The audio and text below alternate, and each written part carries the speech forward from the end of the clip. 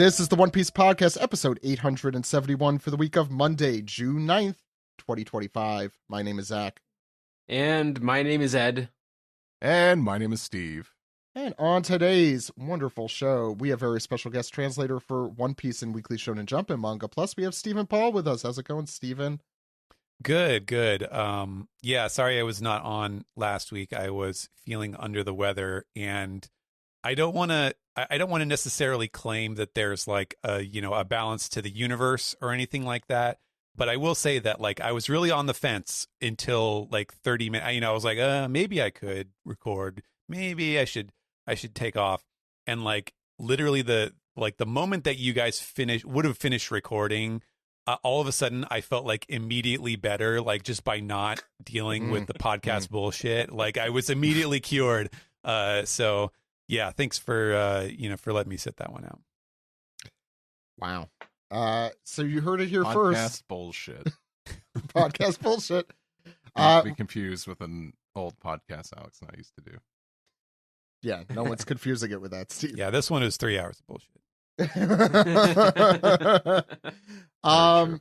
Next up, we have our contributor, storyboard artist, Josh McKenzie. Hey kittens, what's shaking? Stephen Paul, we really needed you for the pitchfork debate, so the fact that you would throw that back at us is quite hurtful. That is true. Josh, is this your second week in a row? I'm just realizing. Yeah, it is. You can't You're get rid back. of me, baby. No, yeah. I can't dispute it. It was a good episode image last week and a good title. I was just kind of hoping Steve would draw the Santa's little helper Chopper with the Grandpa's dentures in his mouth. Is that from was that 2 weeks ago? That's funny. I thought Chopper We talked was... about Chopper last week, right? I don't recall doing that sketch. I don't remember. I don't remember I remember the that. joke. I do remember the I don't joke. think I did any sketches last week. I just been like, No, yeah, Zach we and didn't I do went anything. to the think tank. That's what that's called? And The situation you room. know, That's how your it was heads a little got cramped so in there with our giant heads. Yeah. But, It's true. We put them together and we came up with something. So Yeah. We also Good job, have, Fishbulb. we also have our we have our writer contributor. She's also a musician. And a lot more. She's over there, ready to get introduced. I'm going to, but she has too many credits. Kirsten Carey is with us. It's me. I have so many things that I do. Hello, everyone. Hello. Hello. And last but not least, we have he is our lazy river guy. From Hey, I'll take that. Sad Knicks fan. Sad Knicks Well, fan. I'm not. I'm Oh. not that sad, but I'm Jersey disappointed. Jersey Miker. Author of a really good post. Author of we didn't even get to talk We're about living that. in a really good post world. Right we now. have Mike our Patten. the sub sandwich man, Jersey Mike Patten. I would Mike love to Patten. be a sub man. We have Mike Patten, also storyboard artist, and a lot more. How's it going, True. Mike? I'm all right. How you doing? Good. I mean, also sad about the Knicks, but unfortunately, Yeah, as also They a Mets got- fan, yeah. defeated. I don't know. They got really far. It's not like Yeah. it's like 25 years they got to the Eastern Conference Finals. That's crazy. Did they kill the Knicks? Like, what's going on? Like, why are you guys so sad about it? yeah, That's how Yeah, sports. they're they marched him they're out onto 34th Street and Yeah, it's like sen- it's like when a horse they're- gets too old. You just got to put the They're Knicks down. sending Tracy Morgan to a farm upstate, so nobody's really happy Oh, about man. it. Yeah, Tracy Morgan didn't even get the chance to throw up on the court to make sure they win. Oh wow, That's that really again? terrible. That's That terrible. Well, again? no. He said it himself. that was the good luck charm. Yeah. The Knicks are undefeated when I throw up on the court, so I'll have to break it down again in the playoffs, but he didn't. He did not do it. We no. definitely already had this conversation when this happened. When I was on the podcast last. Yeah. Yes, I am vetoing that conversation are again. you guys ready to make jokes about a certain American tragedy? Never. Oh. Won't do it. Yay! You're gonna have to be more specific. Yeah. So, did I introduce everyone? Because I got interrupted a few times. We have a good show for you today. We're going to be going through chapter 1151, whose title is "I Get the Idea." or I guess that's a Larry David kind of reading of that title, but I'll figure it out before we get there. And we also have an anime recap pieced together, a lot more for you. But before we get started, there's a little bit of news first. I guess we should start. We were talking about sports, so I'll continue. Steve, did you determine that you were definitely not going to the Dodgers game on July 3rd, where they're giving out a straw hat with the LA symbol on it? I don't think I'm going to a Dodgers game for a straw hat. Is there a Luffy a card for the One Piece TCG? Is that they're doing that promotion as well, or? Yeah. Hoa? Oh, now are you gonna go? Oh, he's changing his tune. You could get a big card. Oh, I thought you were leading into the story. I was going to do, Which Sorry, That's something I heard. I guess we're not doing skits today. I don't have details in front of me, so Yeah, we Can't were really too say funny more. last week, so there's no comedy this week. I think a big complaint I see about the show is that you guys don't have characters come in. So we could have some characters come in today. We need to be more. We need to be more like the USA Network. Yeah, characters Yeah, not characters welcome, welcome. here. Yeah, characters not welcome. Well, that leads into our story that there's going to be a ticket holder giveaway for One Piece Night at the LA Dodgers game. A limited edition card from the One Piece trading card game featuring a special art drawn by Oda himself. Will be distributed at Dodger Stadium on July 3rd. And it's brand new art. It's Luffy in a Dodgers uniform, and he's throwing a big curly pitch. And now I'm thinking, damn, do I go now? Because I want this card. It's also a game against the White Sox, who are awful. And I say this as someone living in Chicago.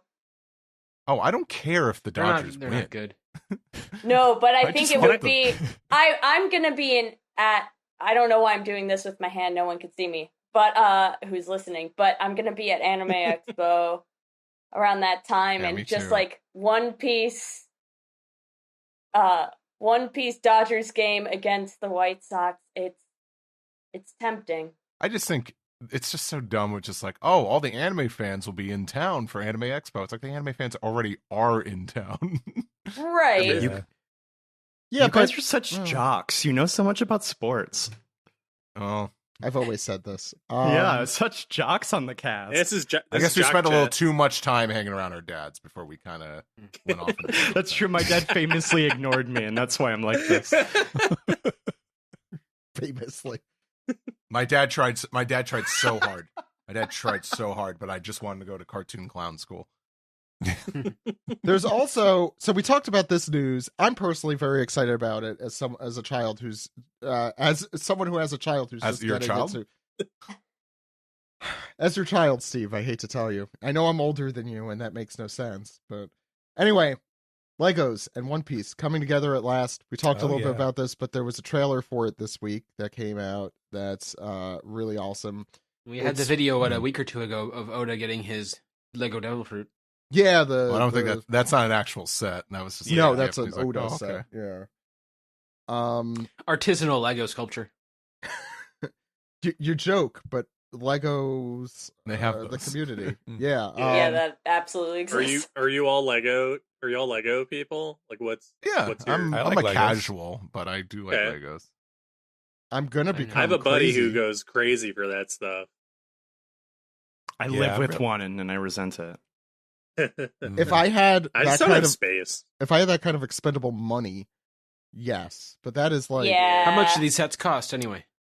the One Piece ones? That's a good question. I Hey, don't know. Ed, I'm Somebody- thinking probably an arm and a leg. Oh. Yeah. Somebody was saying, maybe it was Jeff Thu. Somebody was saying that like for a licensed set like this, they're actually quite cheap compared to the usual Lego prices, which kind of took me by surprise. So I don't know I'm if looking- that means cheap, but I'm looking right now. It says $79.99 at Target for the Arlong set. $30 for the Windmill Village Hut Kids toy. Wow, that's very reasonable. And the Buggy the Clown Circus tent, $54.99. I think the big one is the Baratier, right? I don't know if those are retail, but that's what's just showing it. Oh no, Yeah. there's That's a there's a dangerously 139 reasonable. for the Going Merry. which is the one I would get. Yeah. Come on, let's be honest here. There's also the big block ones, and those are like $10. The Buggy the Clown and the Luffy one. My ball in that Mary and the Baratier. Yeah. Our Barnes and Yeah, Noble I just would got love the model kits back in, so I might pick one up. What's I amazing haven't done is one of those in a while. walking into a Barnes and Noble now is like I just see a bunch of like anime merch now, and a lot of it is Yeah. One Piece. Yeah. It's just a toy store. crazy. I mean, You know, the last time I went to a Barnes and Noble, is when I had to buy a New York Times to get the World Top 100 ad so I could frame it. Yeah. so what was that? New York 20 Times. The New York 2020. Times. There it is. Okay. All The the- only- Our Barnes and Noble is newspaper really that big on exists. Moomin right now. Think you're better than us? U.S. USA. Anyway, no way. Had to finish that out. Yeah. So also no way to segue. The fan letter magazine is out now. Are we going to talk about it soon? Probably not. It'll probably be the break after next, I'm assuming. Yeah. That we Is there a talked about chapter it. next week? I don't know. There is not. There is not a Huh. chapter next week. Okay. Mm-hmm. Yeah. And last but not least, speaking of release dates, and I guess, okay. Volume 110 is coming out on November 11th. They've really missed out on putting out volume 111 on 11/11. But yeah, look, I'm not the Viz marketing person. Never I'm only forget. here to shame them. Anyway, what else? I think that's everything at the top of the show, except please support us at patreon.com/One Piece Podcast. We have alternate images, alternate titles, the entire Forced to Watch 4Kids series. We have a lot of other things, including ad-free episodes, extended episodes. Including whatever blackmail material Delaney wants to include. Yes. Yeah, Which is that's great. Which is really the entire show for me. Feels like blackmail material. That's what I'm recording Delaney, every add week. 30 seconds there. Yeah. Anyway, It's the sword of Damocles over all of our heads. that's true. But with that all out of the way, why don't we get started and get into the manga?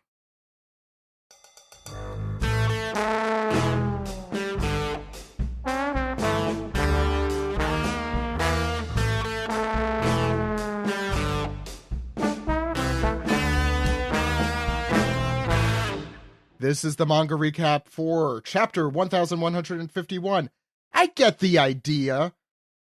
This chapter and all chapters are available at shonenjump.viz.com and mangaplus.shueisha.co.jp. Yeah, guys, Ed. I get the idea. I'm not as think as you stupid I am. And what's going on the cover Sure, of the cover page? It's Ogre Child Yamato's Golden Harvest Surrogate Pilgrimage, Volume 35, Sumo Tournament in Hakumai, Hurling Urashima's big brother, Yokozuna Tsurune. It's not Tsurume, unfortunately. Cover story. Sukune. Going strong. You know, Continuing. people love that sumo match so much. It was like sequel. It was good. I thought it was I did fun. like it, yeah. You, Yeah. you could tell who only reads the manga. I don't I remember. kind of like that last The- that last entry. People were like, "Oh, it's done." You know, he brought the sword back. It's done. And Yep. nope, gets the vibe a little bit. Have a little bit of fun. Deservedly. Well, there's a shrine. It's a perfect place to set up a doyo. Isn't this? I think this is Perfect the same place to set up a place. froyo. By the way, Kawamatsu in the background just noticed our best Mhm, boy. mhm. Back Oh. there. Eating a froyo. Okay, Mm. that's not confirmed. Dangerously Just not guessing. kidding. It's his left hand off screen. Yeah. He's holding the froyo. Just out of frame. More Yeah. sumo wrestlers look like Kawamatsu in real life than this guy. Forgive me for trying to bring whimsy onto the show. You should He know looks better. very happy. Someone mentioned that this is the second sumo battle we've had where trans person has taken out the main the whoever the big sumo person was. The opposing, The opposing wrestler, Yeah, champion, No, there's a name for it, isn't there? Like a Oh. champion of Yokozuna. sumo? Rikishi. Yokozuna. Thank you, Yokozuna. It was written there. I Okay. forgot what it was. Does Well, mean happy Grand Pride Champion. Month. Yeah. Any thoughts on this besides? Should I talk about Oda's author comment this week too? If you'd like. Yes. Oda wrote, I went to a sky restaurant and a Yakata boat with Inaki, Emily, Jacob, and others from the live-action version. It was the best. So that's who Oda's hanging out with this week. The live-action crew. Now, a sky restaurant, I'm curious, does that mean it's like the restaurant from The Simpsons and the plane? And they're going to get attacked or like that, by sky pirates? Like that restaurant at Asen that rotates on the top floor of the hotel. That's more so what I was thinking about. Yeah. I liked it. I'm trying to introduce whimsy. Oh, sorry for saying fuck you, I guess. Steve, I did ask a question before you got here today. I'd love to hear your input on it. Would you eat a cloud? Would I eat a cloud? Yeah. Like a whole ass cloud. Like a whole cloud? Yeah, like a whole it split the podcast apart before you got here. A whole ass cloud like sounds stinky. What's the average size of a clown? Like a 3-story building? No, that's like something? No. Oh, I thought you said clown. Yeah. Oh, I'm saying cloud. No, I'm saying cloud too. I hate this. I hate this so much. I mean, cloud, that's just water. A cloud right? from Final Fantasy VII? Okay, we're done here. All right, we can move along. I'm Steven, sorry. you had something you wanted to say. Final Fantasy VII dressed as a clown. I'd probably eat him. Yeah. I am ending the cloud discussion. Okay. Sorry, Dad. Cloudy Clover. Anyway, Steven. I've come here to end the discussion about eating clouds. It really sounds like you're saying clouds. Go ahead, Steven. Yeah, so if you will indulge my use of your time for a few minutes, I have a cool little thing to point out, at least to me. So little history lesson for everybody. I know many longtime listeners remember this, but so the English version of One Piece has obviously been gone through a number of different publishing changes in terms of how these chapters come out. For a long time, we had a monthly magazine that would publish a couple chapters every month, and then they would collect them into, graphic volumes, graphic novels, I should say. And eventually, back in, 2011 was when they shut down the magazine, I believe, or 2010. 2012. And then it was Shonen Jump Alpha, which was a full-length e-magazine, basically. Well, thank you for leading us to the next step of this, Ed. Yes, we got into a digital weekly magazine, which is obviously a very different, sort of behind-the-scenes setup as far as, the people who work on it and so on, from a, here we have, let's do a couple chapters every month. You have some nice long deadlines, and instead it became a, we need someone to work on this every week and on very short notice, et cetera, et cetera. And that was basically how I, became involved. I was already working for Viz on other stuff, but this was how I got to start working on the One Piece manga. And that at the very first issue was, I think, at the very end of January 2012, I believe, and it was chapter 652.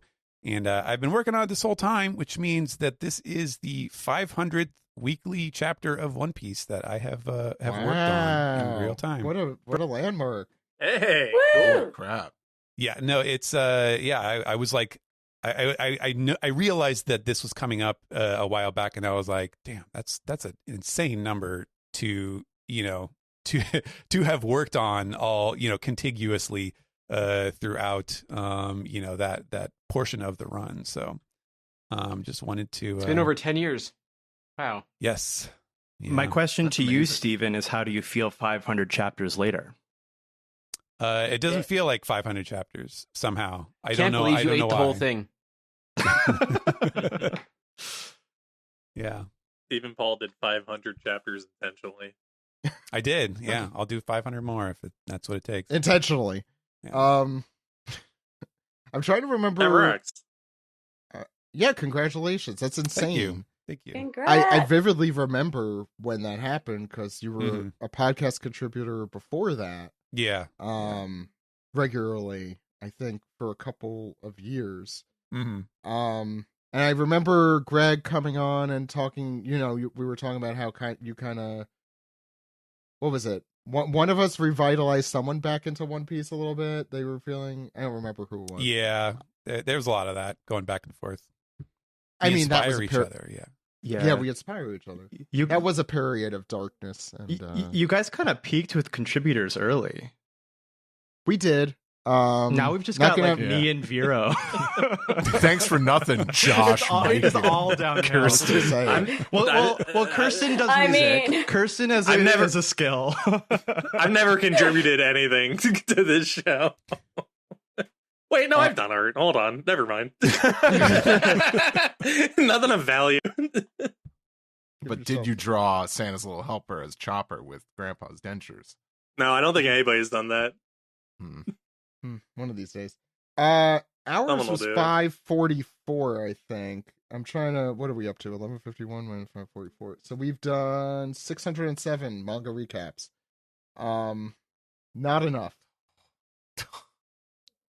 Just remember, manga recaps take hours. So yeah, multiply. Well, I mean, I was saying that was already a lot of chapters, and then you got to think about the hours that went into them. Like tonight's episode. Yeah, let's talk about the chapter.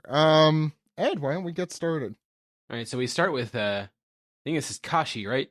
Yeah. Yeah. It says, "Wait, captains, you mustn't do this.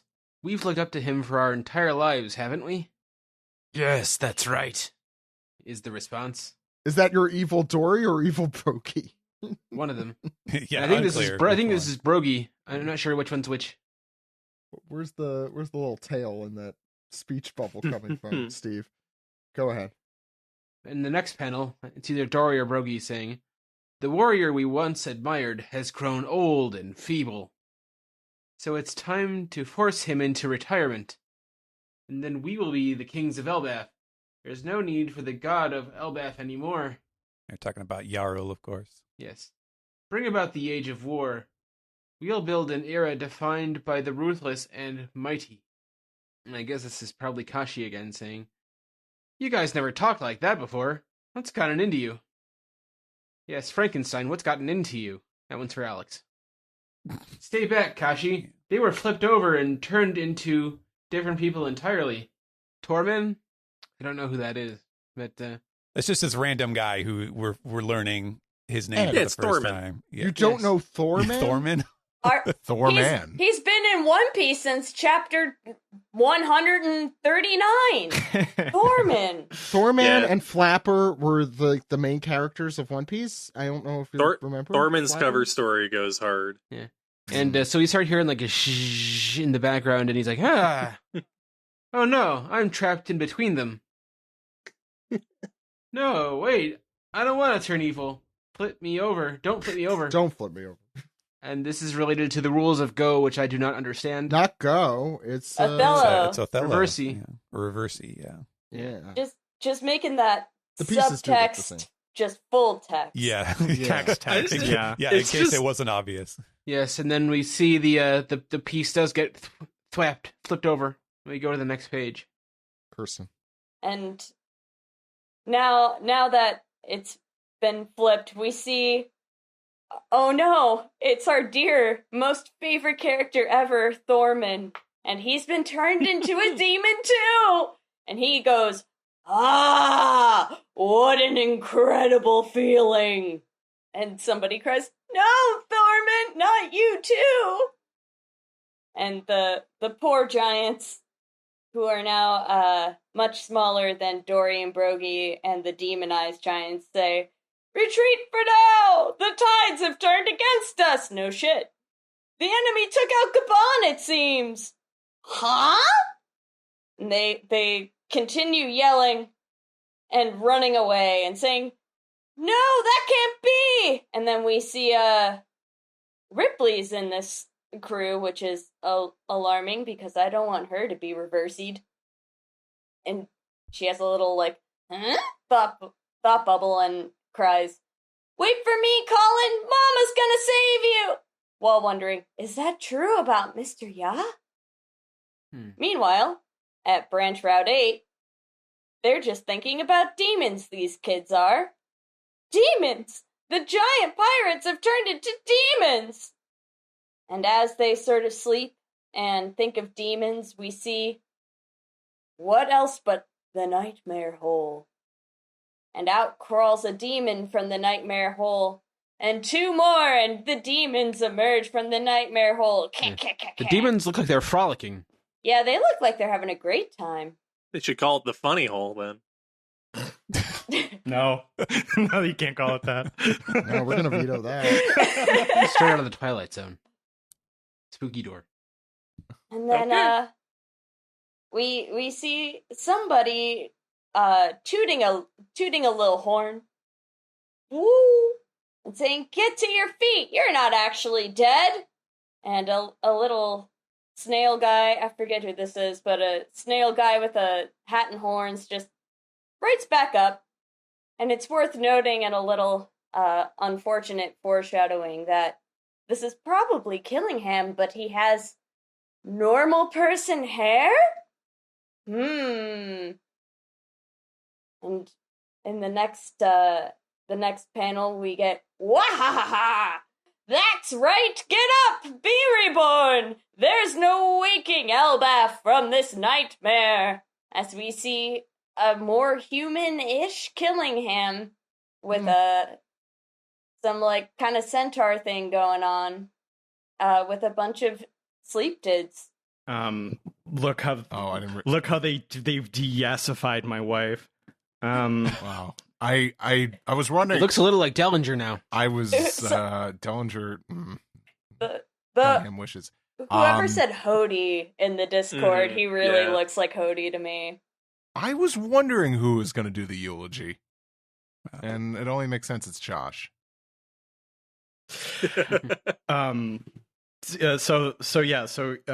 Centaur Killingham, is fully human maxing. Now things are really cooking with the Great One here. There's no need to hold back. Rampage to your heart's desire, my sleep tids.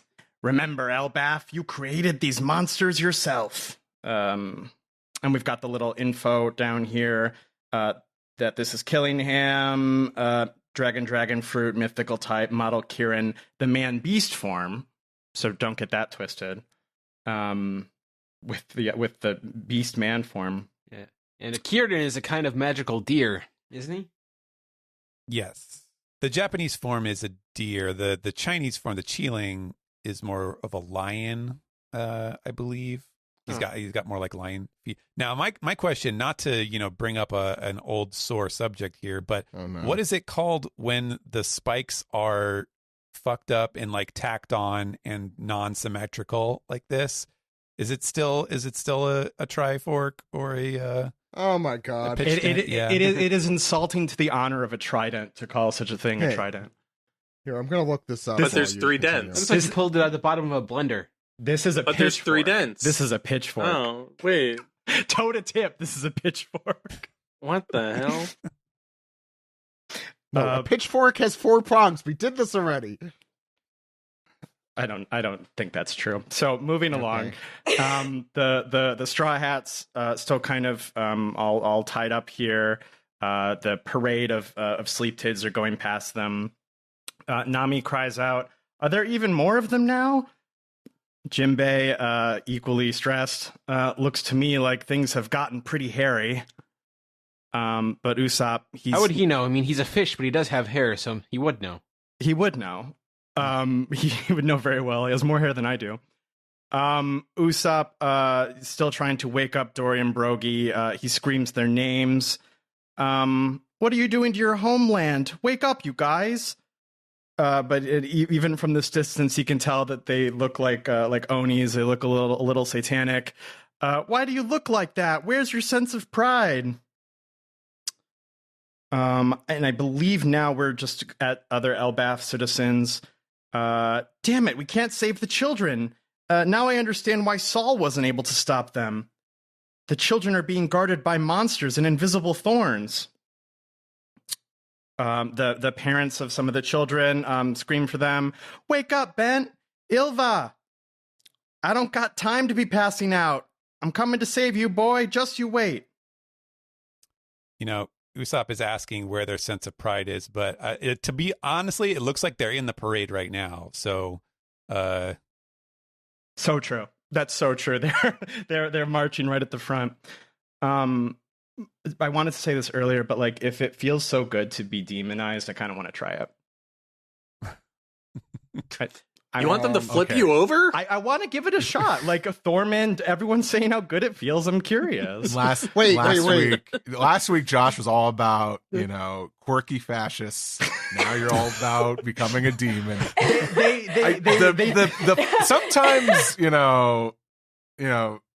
I know sometimes the red flags just look like flags. No, this is full red flag. This is just crimson. Sometimes the flags are actually banners, and sometimes I'm looking at you, and it's like I'm looking into a Nintendo Virtual Boy. Some of us would rather flip than fight. I'm just asking questions, okay? I just want to know.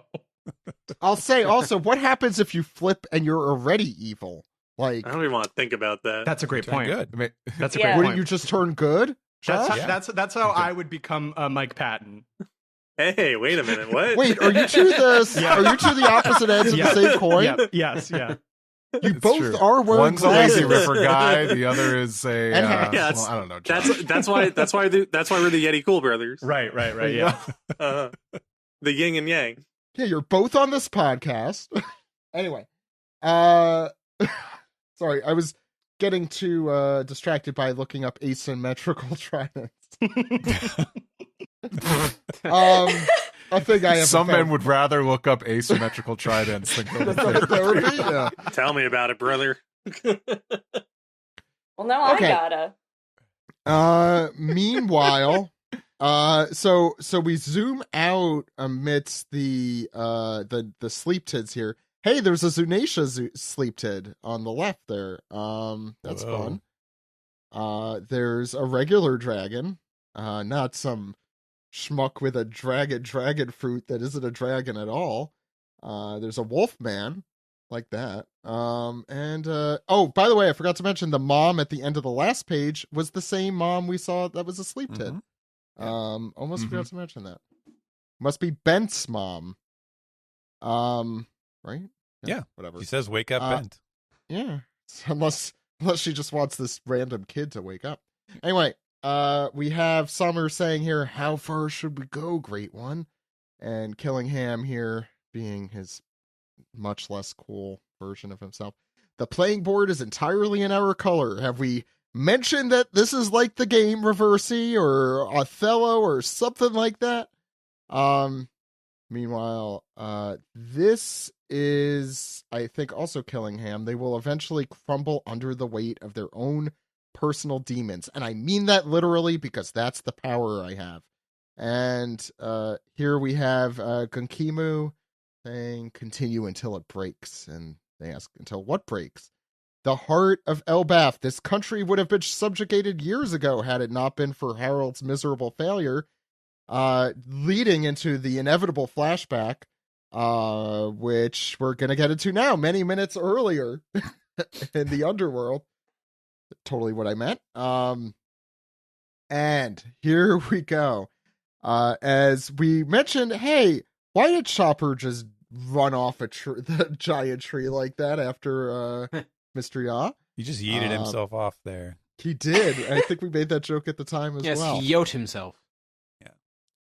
And here goes. So Mr. Ya still has the 3 arrows, literal arrows, stuck through his chest area. He's like, "I didn't think this through. I really didn't think this through." Good meme potential for both of these. And then he continues talking to himself, psyching himself. "But calm down, Chopper. You too. Choppers are also motorcycles, so I could do that." And he's like, "You got this. You could do this." Self-talk. Let's pump ourselves up. He's Trust yourself. running in midair while falling, like Wile E. Coyote. Well, he's running on the panel, to be fair, over there. That's something. As he's like, "Yeah!" And unclear if he's talking to the person or just using it as an exclamation. Steve. We go to the next page here, and look at that big vertical panel we hear a guard point, and I think we could see the bit of guard point chopper here, that little fluff there, as Kaban goes yahohoy right down there, and flump. No crash, so we landed safely, and then time passes. I mean, actually, no, we go back to the present. This is still the past. This is still many minutes ago because the rest of this chapter is shaded. Oh yes, still in gray. Yes, yeah. I should look. Yeah. All right, so we're still we're not in now. We're in then. And I believe this is Loki. You're saying, if you want answers, then beg me for them, Haruden. And Haruden says, "You killed my father, Loki." And he says, "He was my father too." And yet and someone says, "Yet that didn't stop you from ending his life." That's probably Haruden, because someone says, "Knock it off, Haruden." Someone says, "Hey, Chopper just fell down from above." It's one of the Straw Hats, Luffy or Zoro, probably. Yeah, we will find out. And someone says, "Huh, I heard something. Did you see him?" Nah. And we see like this big character spread here of Luffy, Zoro, Sanji, Haruden, Loki, Rodo, and don't tell me, Stanson. Yes.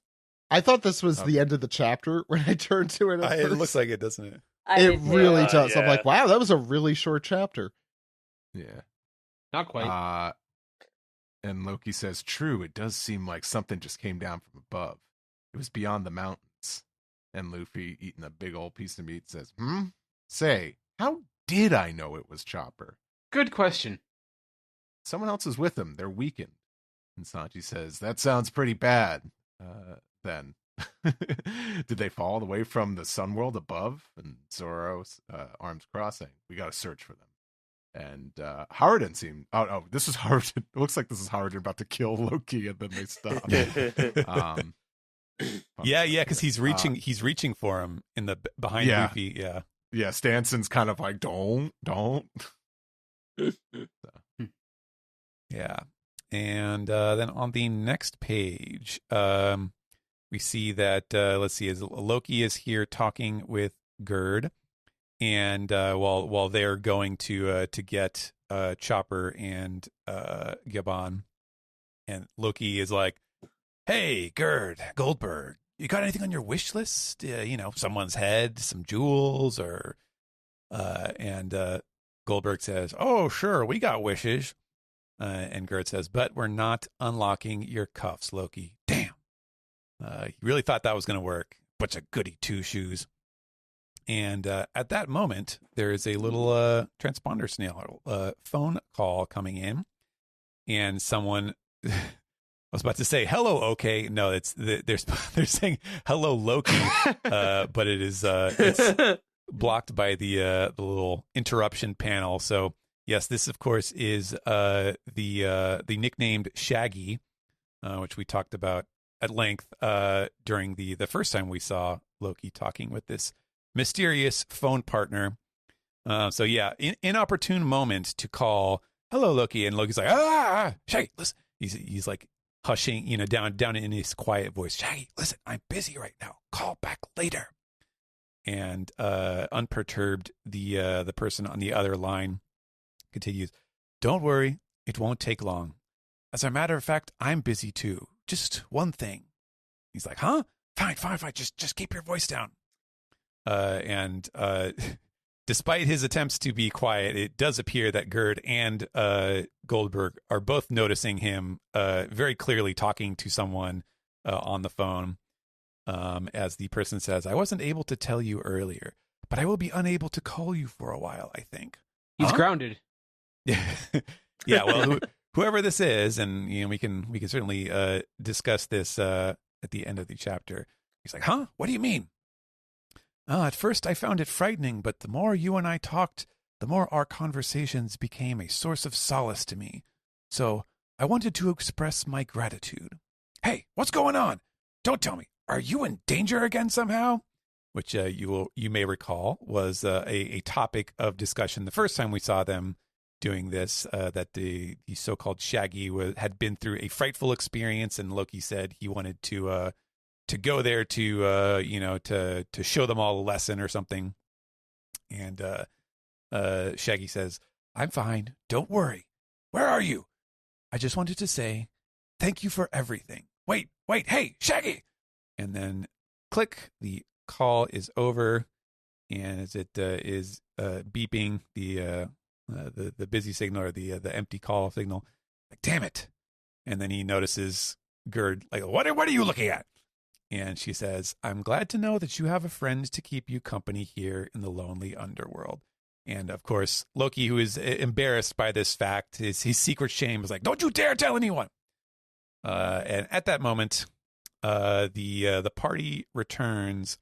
We have Hyrodin is rushing up. He's like, "Hey, Gerd, prepare your medical supplies. Mr. Ya's hurt badly." As she's like, "Huh?" And then we see, being carried here, Gibbon is lying on his back as Luffy and Chopper are there. And Luffy's thinking, I guess everyone really loves this guy, huh? Yeah, you're lucky that Chopper was here to save you. Good job, Chopper. And Chopper, looking adorable in the right behind Luffy's, fur collar there, is like, "What? Oh gosh, you can't butter me up like that, you jerk." I'm sure Oda, inspired by seeing live action Chopper, is like, "Oh right, I'm supposed to do that thing with Chopper where he gets real bashful." We love it when he does the thing. Yeah. And then Luffy, who it seems to be eaten, spits out his food and goes, "What? This old guy?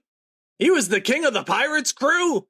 He sailed with Roger and Rayleigh." And then they say he and Dark King Rayleigh were known as the wings of the king of the pirates. I assume he was the third strongest on the crew. What? And Zoro says, "So he was a huge pirate, huh? That would explain why he was so tough." And Luffy goes, "And it means he knows Shanks!" Huh? Everybody questions, ... And I believe this is Harjuden going, "Look, he's trying to say something. What is it, Mr. Ya?" "Second strongest." He seems really fixated on that detail as he holds up a 2 sign with his hand. Am I the only one that really got Bob Odenkirk from I Think You Should Leave vibes? Second strongest. It's the old Sanji and Zoro gag. Goes back to Roger's Pirates too. Well, I was kind of like, oh, this is really feeding into the power level people now. But yes. Well, last week they had the I Think You Should Leave where they flipped the pirates 8 times.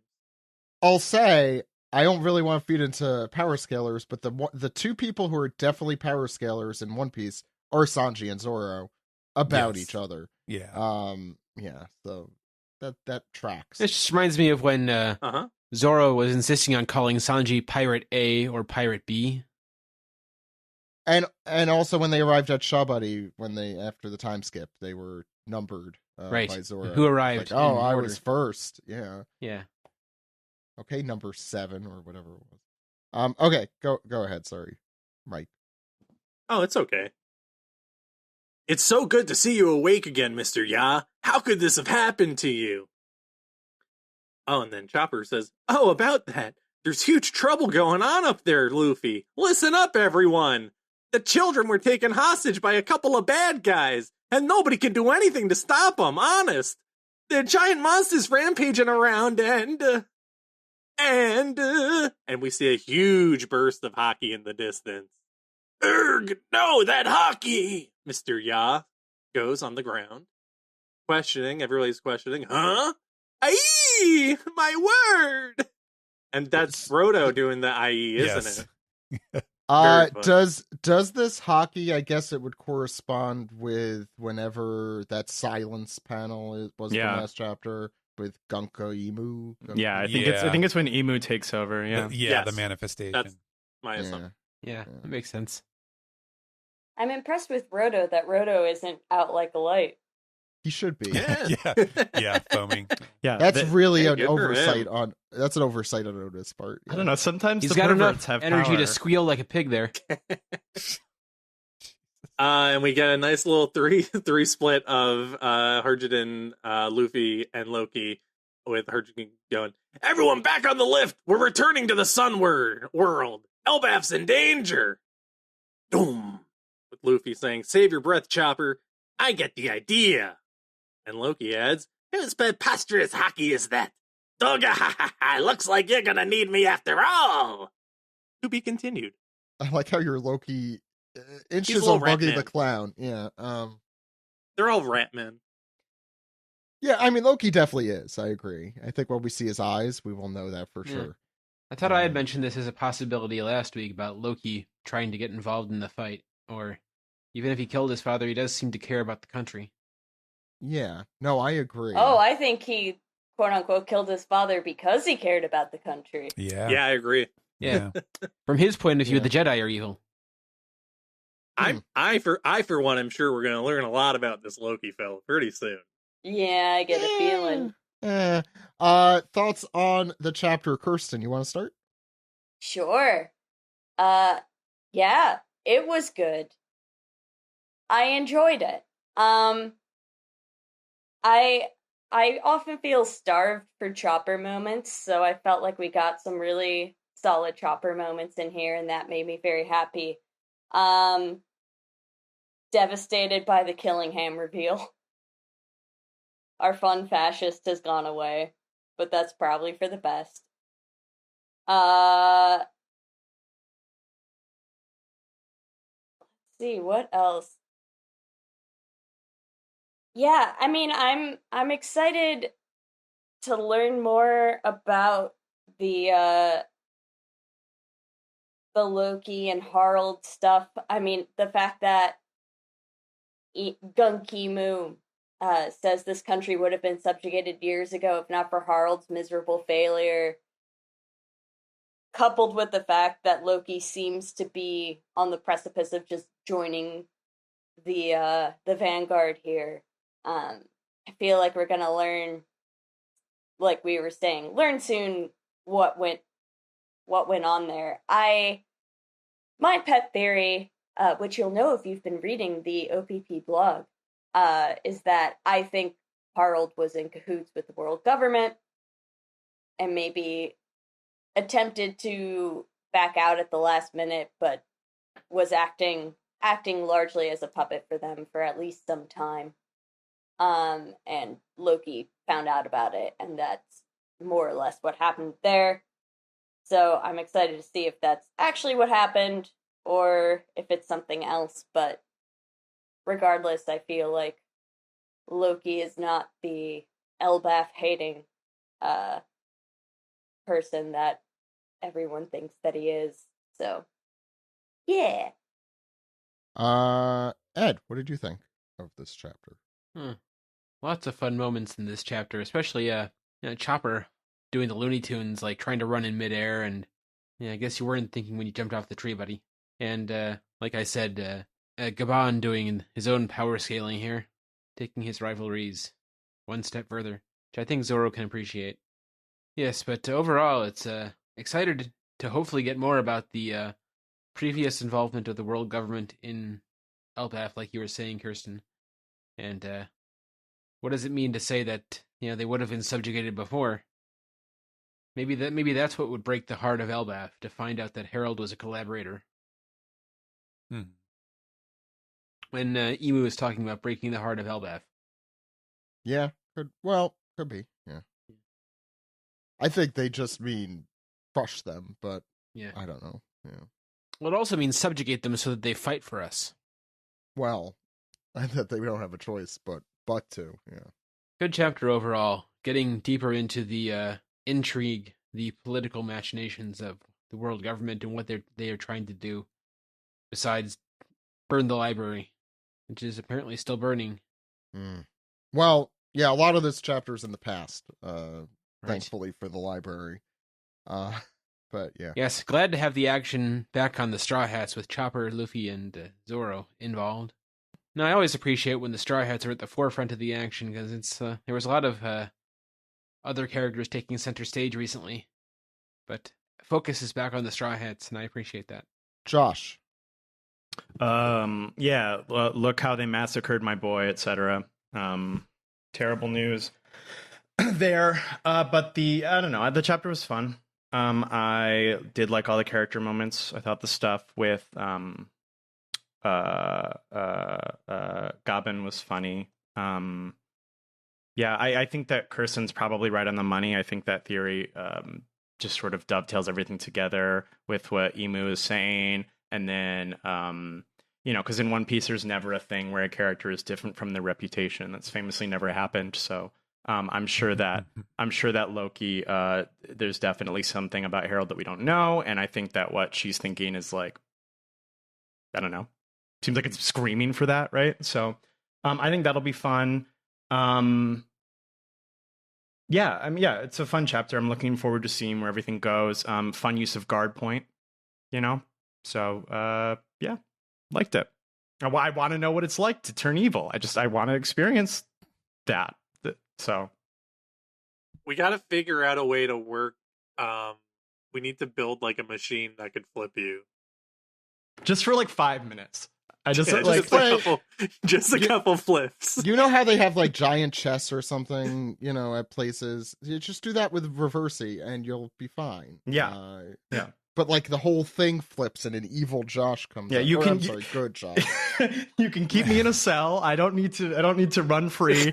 I just want to. Everyone says it feels good. I just want to try. Yeah, it's a scientific reason. I know Steve is drawing Josh as a devil creature right now, and that's fine. He would never flatter me like that. I would like it too much. He's trying to reverse psychology. Yeah, I know what he's doing. Anything else, Josh? No, good stuff. Steven. Yeah, I was not on last week, so I didn't get to say that there's a part of me that is not necessarily sold yet on the demonic possession angle, or at least I guess the ease of it. It seeing, was it 180 degrees not doing it for you, Steven? Just seeing okay, well, actually, guess what? I can possess you and turn you evil, so that if you're like the most powerful giants in the world, now you are the most powerful evil giant. So it just seems like the kind of I guess escalation of rhetoric that is like, well, why weren't you just doing this all the time to everybody to do do they have bidding? Evil in their heart to begin with? Is this like the Akuman from Dragon Ball, who, if you have hate in your heart, he can make it explode and kill you? Yeah, I don't know. It does feel like there has to be some. I mean, I will say I appreciate that they really did lean onto the board game aspect of it, because it does suggest that okay, yes, Luffy being the white piece that can flip them back to normal through his magical hockey power. I guess it depends on if you liked or hated Luffy as a secret god, if this becomes a two wrongs make a right sort of a situation or what. But at least Oda is leaning into there are rules to this thing because it's like a game, which suggests that okay, so there is a weakness, there's a drawback to this demonic possession power, and we've seen a lot of this going back to when Saturn first appeared, where it's like why do they have all these crazy evil powers that they're not explained, we don't know what they are, we don't know where they're coming from. And it's also interesting to me that people, I think it was Loki and maybe Gaban, who are reacting to Emu's haki like they've felt it before or recognize it. I thought that as well. Particularly Gaban's saying no, that hockey. I don't know, or I don't know. I think it's just Japanese... that it's just like a really enormous, blast of hockey. Something it's something where it's like, oh, it's too big. It's like the that's no moon sort of thing. It's like, oh, that can't be anything good. That can't be anything natural. So it has to be. It has to mean something very bad. But I don't, obviously, Oda could reveal that. Yeah, Gibbon and Roger, and that they had some run-in with Emu of some kind. Who knows? But yeah, so I don't know. I'm looking forward to seeing Luffy, bust out the Nika powers and really kind of like confront Imu as Gunko with that. I think that could be really cool. So I am looking forward to seeing how this plays out. But there was definitely a feeling of like, what series am I reading right now? And Luffy's all powered up since he's been eating. He has been eating, yes. And speaking of the downstairs stuff here, I really like the characterization of Loki, the way that Oda is like, he's not, I mean, it's very clear when you read it, but he's not like necessarily like driving it home with like a goofy catchphrase or something like that. But I do like that Oda continues to kind of underline that like Loki is very much about putting on a really tough front. Like he's definitely like the guy who is afraid to show his soft side, so he acts extra intimidating to prevent people from getting too close to him. The whole thing of like, oh, he has like a secret friend that he talks to on the phone and like, you know, on the bed, like kicking his feet up in the air and stuff, and like doesn't want anyone else to know about it. I think that is a really kind of endearing trait that makes him a much more interesting character than just like, oh my God, he's the biggest badass who ever lived. Like when we first saw him, and I think all the power scalers went like insane imagining what a complete beast, and you know the insane aura and hype moments and all that stuff. And I do think it is a very nice and Oda-esque, move to give him like a sort of secret soft side that he is somewhat ashamed of. So yeah, and what's the deal with Shaggy? What's going on there? I will say, if you recall me and Greg on the SGS talking about the possibility that it was not our idea, it was a reader that brought up like, could Shaggy be Shirahoshi? And we were breaking down like the way that Shaggy talks, like the very polite mannerisms, and like there are certain things that Shirahoshi says, or like certain things that would be a direct giveaway that maybe Oda just isn't using them because it would be too obvious. But maybe, that means it's not her. But I will say this conversation that we saw in this chapter did not in any way like dissuade me from the possibility that it is Shirahoshi that he's talking to. It seemed almost even more possible after this one. And what does he say in Japanese that is translated as Shaggy? It is Mosako, where Mosa is, we don't know for sure, but Mosa is a one of those onomatopoeia words for having a lot of hair. It was in one of the Sergeant Frog ending songs with the afro. All the frogs got afros in that show. I was going to say this. It was a whole bit from Film Z, the ninja guy. That's right. The Mosa enemy. But the ending on it is something that is either used to refer to nobility, or it can be like a somewhat derogatory or like overly familiar sort of a nickname thing. And obviously it's a little cutesy. Well, knowing Loki, it would be, it's much more likely to be the latter. And so I took that as to me, it reads very clearly as like, oh, this is a nickname that he gave this person. And given that the snow transponder snail here has a huge beard and lots of fur or whatever it is, that seemed like a very obvious, like he calls it that because he calls this character that because of the look of the snail. But I don't think that is actually the person's name. It's just a nickname that Loki uses. So still a mystery, but I think that the Shirahoshi possibility is very much still open to play with as we follow this storyline. But other than that, just looking forward to seeing the big boys get into the action here. But it's been very frustrating seeing everybody hamstrung the way they are up in the tree. So it's time to start turning these tides. Mike, I think still, right? Yeah, I pretty much agreed with everything everyone's saying, except for I didn't really like this chapter all that much. I liked the back half of it. like pages 8 and onward, but the front half felt I think 1150, the last chapter, did it so well.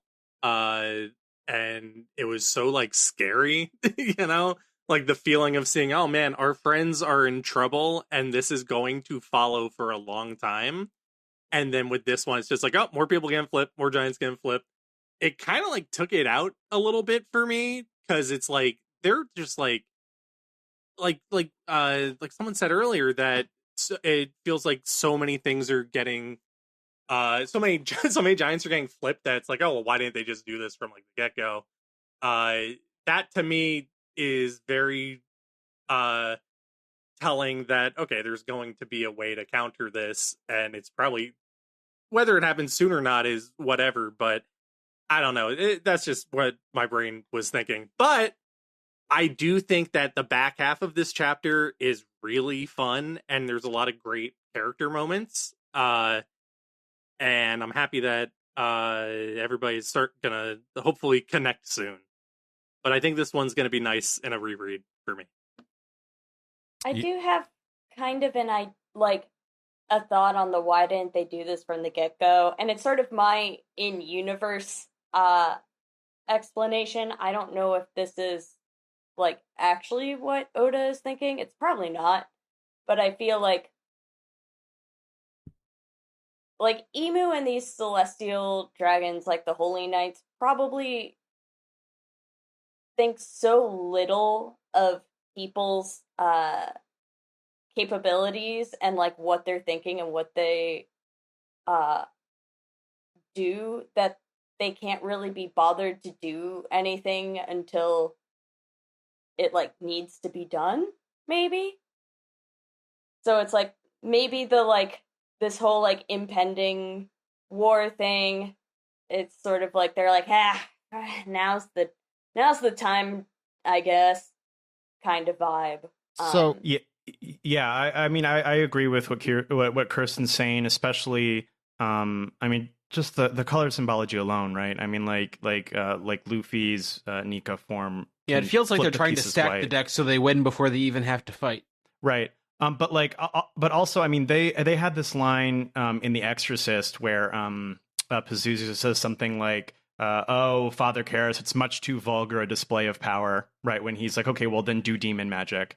And the demon's like, I simply won't do that. So, like, I mean, like, there's always this sort of, like, cigar just being a cigar type thing where it's like, oh, Emu didn't do this simply because they didn't, like Kirsten's saying, they simply didn't want to. They didn't think they needed to. It was too vulgar a display of power, and now their hand has been forced or whatever. Sorry, Mike, go ahead.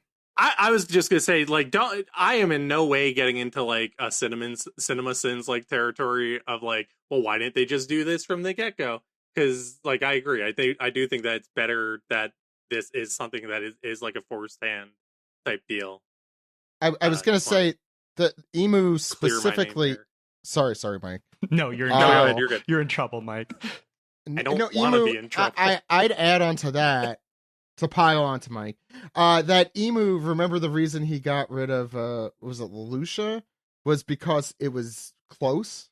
Like the idea that these villains are also, I don't know if lazy is the right word, but there's something like having children. When you have a baby and you're trying to get them to do something, you just have to make it as the easiest thing for them to do.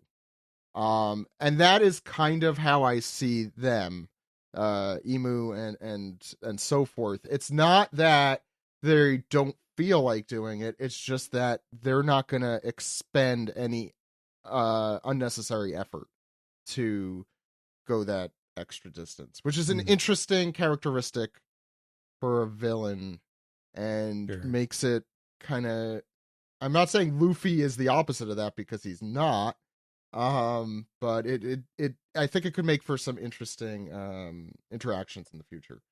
Kirsten, what were you gonna? As the one who brought it up, you know, by talking about the, you know, not necessarily being sold on it, just to kind of round to cover all the bases. Like, I think it's interesting to like to sort of like workshop possible rationales for this, but we don't have like any, there's no stated reasoning. There's like, Oda didn't really give like an excuse for, oh, now you forced my hand, now I must do this or anything like that. Yeah. And he doesn't necessarily have to, but obviously if you don't, then you're sort of we're left to our own devices to try to like answer that, on an individual level. And that's the part where I'm like, okay, well, you could have laid the groundwork for it a little better. I think once we have more rules coming into light with it, it'll definitely answer questions. Probably. Yeah. Kirsten, what were you going to say? I don't remember, but I mean, yeah, this does all start with Emu coming in and being like, what's taking so long? So there is kind of a weird thing of, I agree with Zach, like, lazy is kind of the word that I was on the tip of my tongue as well. But it's like laziness and sort of impatience mixed with like... What do you mean this isn't done already? Yeah, like extreme, like really, like looking down on other people to an extreme degree. It's white collar corporate managerial, like, yeah, it's like Office Space. What's his face again? Lumberg. Lumberg. Yeah, that is about the kind of persona I see in these guys. What would you say you do here? Yeah, exactly. I guess I'm also interested in it because it's like, you learn that somebody has a new like set of powers, so your mind's going to be thinking to like other interactions that we've seen with them. So it's like, why didn't they flip somebody like Cobra in the throne room? Then you could have an evil king like on your side. But it doesn't matter, like it's not something where I'm like, I wish that they did that, because I don't. Well, they also want the physical power of the giants. It's pretty clear for whatever war they're going to fight. Yeah. Also, they emit black smoke, so I think it's a pretty big giveaway when they're evil. Yeah, that is true. I discussed this. I discussed this last week too. The two kind of things that are irking me as we sit here. Josh mentioned the magic kind of aspect is still watch it, irking Emu. me. Yeah, yeah, and the lostness of it all we talked about last week. Yeah, I'm going back and forth about it too, but like the idea that the antagonist is evil, like incarnate. Go back and forth because we're seeing a lot of that in the real world where evil is just it's just there. I guess there's not as much gray in some people that exist on planet Earth than I thought there was. But I'm sure when we eventually get the backstory about Emu and Blackbeard and, people who we see as just like really inherently evil, there's usually reason for it. Why was Kid Blackbeard so sad? Who cares? Well, Kid Emu was sad because nobody wanted to play board games with them. Yeah, I think we're really getting to the crux there. I just wanted to play Reversi this whole time. No one wants to play Othello with me. Not even Iago. I'll start my own board game cafe with flips. Yeah, I thought we were doing a Futurama reference there for a second. It was like half of one. I know. There's not a good segue here, but I also wanted to bring up what Kirsten was saying earlier about the Herald stuff for this chapter. I just want to read the end of chapter 1146 because this has been. I agree with Kirsten, except that this kind of makes me second guess myself. This is Summers speaking. Schools, libraries? What kind of peace-loving nonsense is this? You people are warriors. You're going to use the vicious, violent power that once terrified the world in service to us as mercenaries. Isn't that right, King Harold? And then stupid Harold had to go and screw it all up. So the weird thing is, like, I guess the peacefulness at the end might have been the twist that Harold does, the circle I'm trying to the square I'm trying to circle here is just basically what kind of order did this happen in? Was he first trying to stoke the violent tendencies of the kingdom and then he shuts it down. Like that's. It seems like the government money. wanted the giants to remilitarize and be subordinate.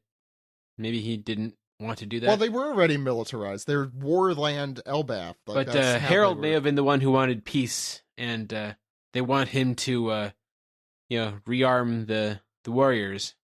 And well, no. So that's what I'm trying to figure out, the order. And I think I got it as I'm saying out loud here, is that they were warlike to begin with. Harold comes in.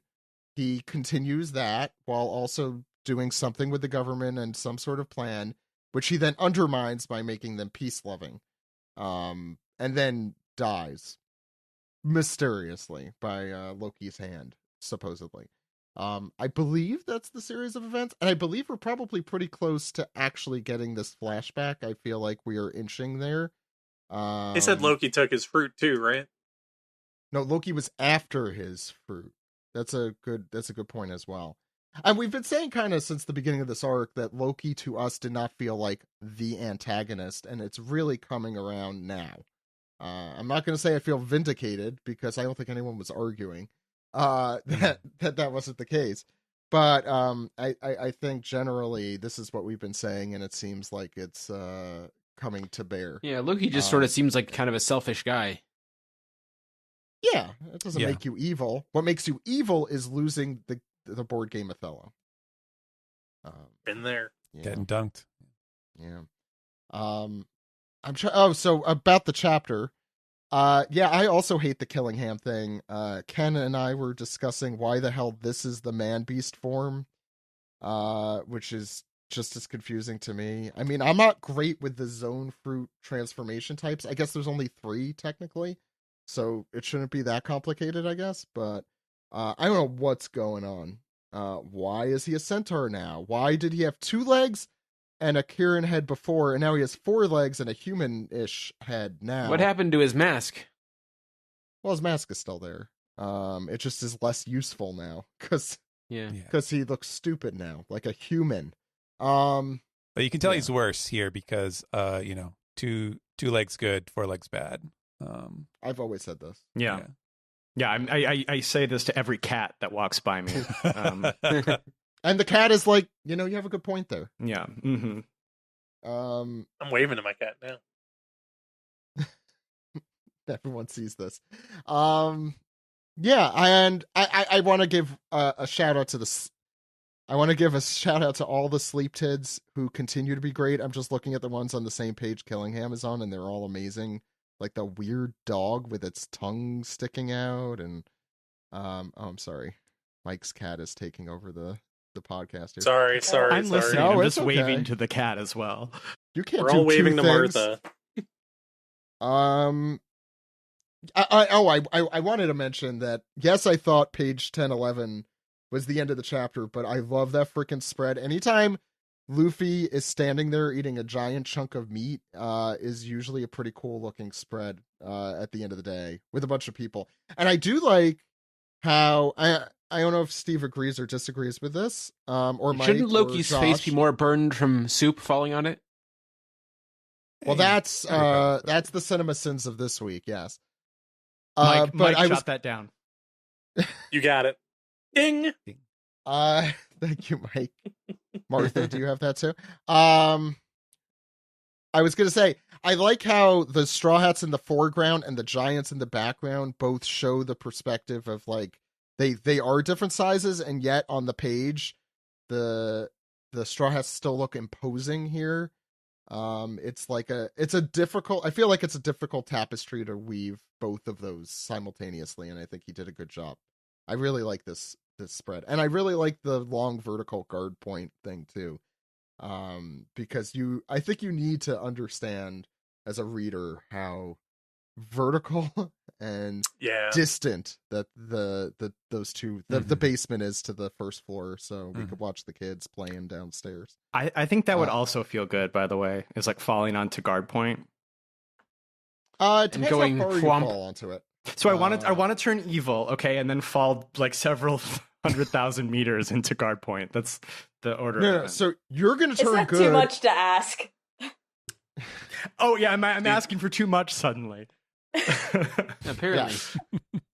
I was gonna say when you I turn can't over ask to be evil and fall through the clouds no more. Come on. and then eat them. Okay, that's what we call full circle. Any other thoughts? If not, let's move on into the next segment. All right. Glad I had a time to talk about what I thought about Steve. Oh God. Why This do is you why I don't hate have Steve 7 people. Oh Yurko? no. Wow, it's outed. I'm outed as hating. When I realized we were like 20 minutes into Zach's thing, I was like, oh, he forgot about me. Steve, it's okay, And Steve. you like called on me. You called on me for something. But Steve, yeah, no, I'm sorry. I had forgotten who went and talked about what. Anyway, Steve, go ahead. What were your thoughts on the chapter? I'm gonna I go don't into my know. shame box. yeah, to be perfectly honest, I don't know how much more I can contribute at this Fuck you. point. Just saying. I think what I like about the last panel is or the last 3 panels really, that it feels like an homage to the Luffy Kid and Law alliance, like, a battle at sea is, battle against pirates, or whatever exactly the line is. It feels like, yeah, here are your big 3 here heading into this next big fight. So I kind of like that. Chopper being paired up with the monster trio is interesting. I wonder if it's Oda just like, I should ride this Chopper wave right now. Yeah. Always ride the chopper wave. You gotta ride the Chopper. Hang 10. Chopper's gonna use surfboard point. That's epic. He turns into a little surfboard. Yeah. Oda saw Lilo and think Stitch, I think. He's got kids. And hated it. And then he went back to drawing his manga. I think that's a nice little inclusion there. Because I think I mean, all the Straw Hats got something to do in like Onigashima, but I feel like Chopper, Brook, and like Usopp kind of got the shorter end of the stick. So, that was just something that I was happy to see. Yeah, the character assassination of Killingham, just making him a pointy-toothed twink. I guess it's just and one thing I realized I misunderstood looking at his beast form, and now like looking at his man beast form, I'm like, oh, that gas mask is part of the helmet. It's not. For some reason, I just thought that was kind of like on his mouth, so he looked like goofier. So now it's just like the, really like the facade is coming down here. Yeah, I'm not the biggest fan of this. This feels very Charlotte Cracker, to be honest. Though I wasn't too bummed about Cracker's reveal. This one was like, oh, I like him looking like a little goofball. Now he just looks like a guy. So Who works he's at a bad Spencer's guy. Gifts. Yeah, it's like if you took off I don't know if it's face paint or a mask off of Guernica and it's just a twink. It's that level of devastating. Yeah, not the biggest fan here. Other than that, Thorman's got to be the least subtle Viking name yet. Yeah, forgot about Thorman. Mm-hmm. Yeah, that was the problem the first time. I can't believe they did that to Thorman. I'm And going to be Flapper. crying for weeks. I can't believe they did that to Killingham on Pride Month. Hello. That's Hello. I don't feel bad Yeah, for it's- Thorman at all. Apparently it feels very good to turn evil. So like I think he's having a great time. Josh will never know. Peer pressure. That's true. Josh will never experience getting Flip flipped me, and turned Emu. Flip me next. Josh, would you want them to like physically pick you up or like magic pick you up? Oh no, that's part of it. I have to be like lifted and flipped. the ground You under have to have time Josh. where you're like, whoa. Talk to your kids, everyone. Are your Make sure kids they're flipping? they're hanging out with the right crowd. Yeah. The kids are calling it Dommy reverse. Yeah, if you're getting text messages like "DR tonight, Queen," that's a red flag. If your kids are in the basement playing Reversi, you better. Are we getting spun? Yeah, I you remember ever when seen the Ice-T movie- talked about that. Yeah. You ever seen the movie Greener Grasses? No. Oh, I think you would like it a lot, Josh. But there's a through line in it where this kid is watching like this surreal TV show that's just like called Kids with Knives. And at one point in the movie, the kid becomes bad, and the mom goes, "Well, Bob's bad now." That's all I think about when I see them get flipped. Well, the Giants are bad now. I was saying, don't be surprised you get a text from me asking if you want to meet up in the subway parking lot, asking, do you want to turn to the dark side? Yeah, absolutely. Yeah. So parents, just be on the lookout. Yeah. Mm-hmm. Be vigilant. I am. If your kid sprouted wings, that's a dead giveaway. Oh, shit. That's why that happened? Subway just bought another food chain, by the way. They bought Dave's Hot Chicken. Yes, they did. Oh, not Jersey Mike's? Ruin it. Thank Jersey Mike's got bought by what? Like Blackstone? Danny DeVito? Blackwater. Blackwater, yeah. That's what happens. I think Halliburton bought... when Jersey Mike's gets turned evil with DR, then you get Subway. Yeah. Oh, man. That's true. Has anyone bought Ike's subs?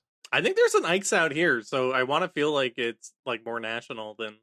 They need a new logo. Do you guys want to talk more about what sandwich shops are nearby? So, Steve, absolutely. What were your thoughts on this week's chapter? The kids talk about their favorite sandwich chains. That's your first clue.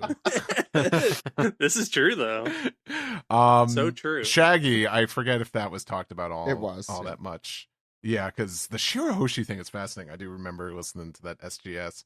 Because I was like reading this, I was like, is it Jarl? Maybe it's Jarl. Is it Jarl or Yanni?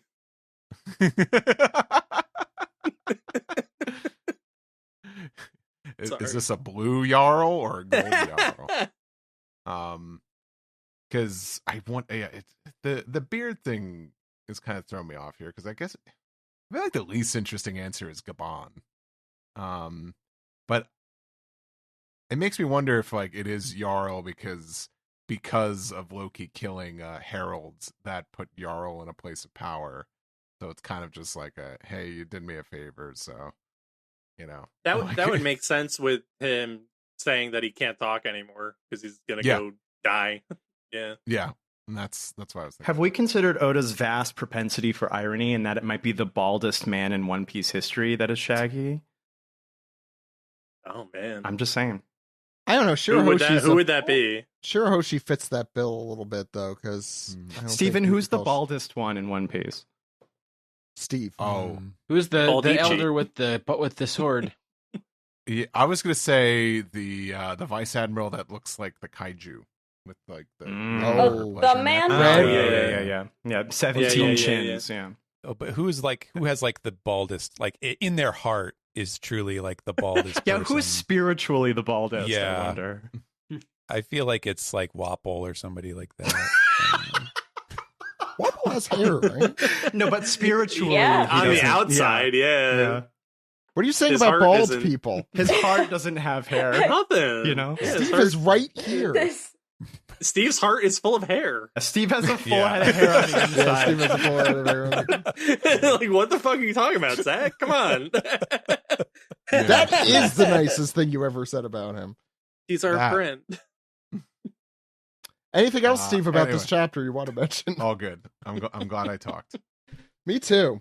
Now we know that we need to watch out for our kids to make sure that they're not playing Reversi or Othello. Well, you had the greatest victory of all, a compliment from Josh. That's true. So it's a good thing you spoke. Right.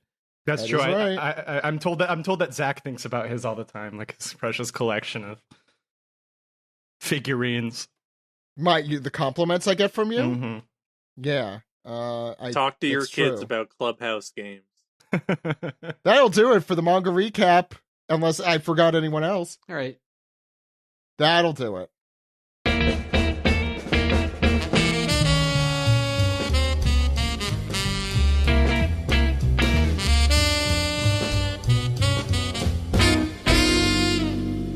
Right out of your nightmare home and into your ears, this is the Piece Together segment where we take your questions, comments, and theories and then send them to your DRs. Josh, what's our first segment? This is me dipping my long arm into the question hole of Dis Piece. So coming to you first. Get that thing out of there. don't know why you're giving me guff about the question hole, but coming to you first from Dispiece, the Gayer King asks, hello, my fellow Thorman fans, Kirsten. The events recently... There's 2 of us! Man, the events recently have been such a whole nightmare, so I need some comfort. What big punchy from Luffy do each of us think is the coolest in the manga? Not the catharsis of it, but in the dynamics and the composition of the panel. For me, I'll always love Luffy punching Hajruden in Dressrosa. Have a good week. Guys, style check. That was Bellamy is the one that immediately comes to mind. That's a good one. I mean, there's a ton of catharsis there, don't get me wrong, but the composition... I know we're going strictly by manga, but the Charlos punch is still really good in the manga. Yeah. Oh, yeah, that's true. That was my first thought. Even the catharsis is hard to separate, but yeah. What's the first, like, Gear 3 punch with Rablucci? Oh, wait, oh my God. Is that the one That where was it's a like, good one. it's just Yes. a cut to the destroyed, like, building? The building, yeah. That rocks. Yeah. I was actually going to say Great Bruno, answer. Gear 2. That one's really good, too. Yeah. That's what came to mind first. Water 7 down his lobby, just good as hell. I give extra points for Luffy punching Wapol because it's literally sandwiched around the flashback. Oh. That's super cool. Yeah, that was a really fun one. There was also... Wasn't there there was one crocodile one that was pretty insane. Just trying to remember. There's a lot of very good Luffy punches in the series. The crocodile one when he's, like, punching him through the roof is really... I think that's the one. Through the ground, Yeah. That one's super Yeah, I'm trying to remember the manga. In the anime, that is definitely one of my favorites, though. There's a lot of good ones in the anime as well, even though the anime sometimes has its other sorts of moments, but yeah. Yeah, what's next, Josh? That's a good question. And That is a good one. Sailor Karna says, Harden is me when I catch my brother eating my food. Anywho, is it me, or are these celestial dragons looking a little too hot to be villains? What is Oda trying to say? To which I reply, Sailor Karna, that beauty is in the eye of the beholder, is it not? Very wise. I'd also say hot people can be evil. I don't know about that. Josh, are you muted? Oh, rarely if ever. Also, like most of the villains are hot. I don't know. I don't know what to say. I mean, none of the celestial dragons are, but like every other villain is hot. All the villains are hot because you know in the back of your mind that there's a chance that they'll work with them in the future. Right. Yeah. Is Mr. 3 hot? No. Apple is not hot. Right. Okay, here's a question, Josh. I have a question. I want to see Steve. if this is a hear me out for Josh in One Piece. I was going to ask Don Krieg, would you or wouldn't you, Josh? Oh, yeah. Yeah, why not? I was going to ask who is I got a Thursday night. Why not? Who is the most unconventional enemy that you think that's your hear me out? Killingham. That I would make love to? Yeah, Killingham. Well, pre Centaur Killingham. Easy. Yeah. Is that unconventional? Yeah. Yeah, he's like a long-necked lizard, Zach. Okay, maybe I just know. Steve, they're asking You've been around me too long is the problem. It's like, yeah, Josh likes the weird mystical carrying lizard guy. Okay, whatever. What's next? S&P. I thought we were all gonna. Oh no, go ahead. Yeah. Wait, are we all doing unconventional? Who's the most shagadelic? Hear me out, Kirsten. Who's your hear me out? Of villains? Yeah.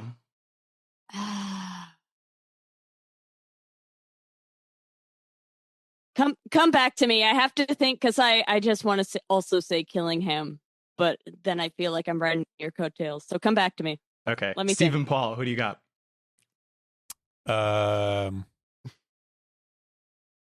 Yeah, what Caesar, whatever. Word.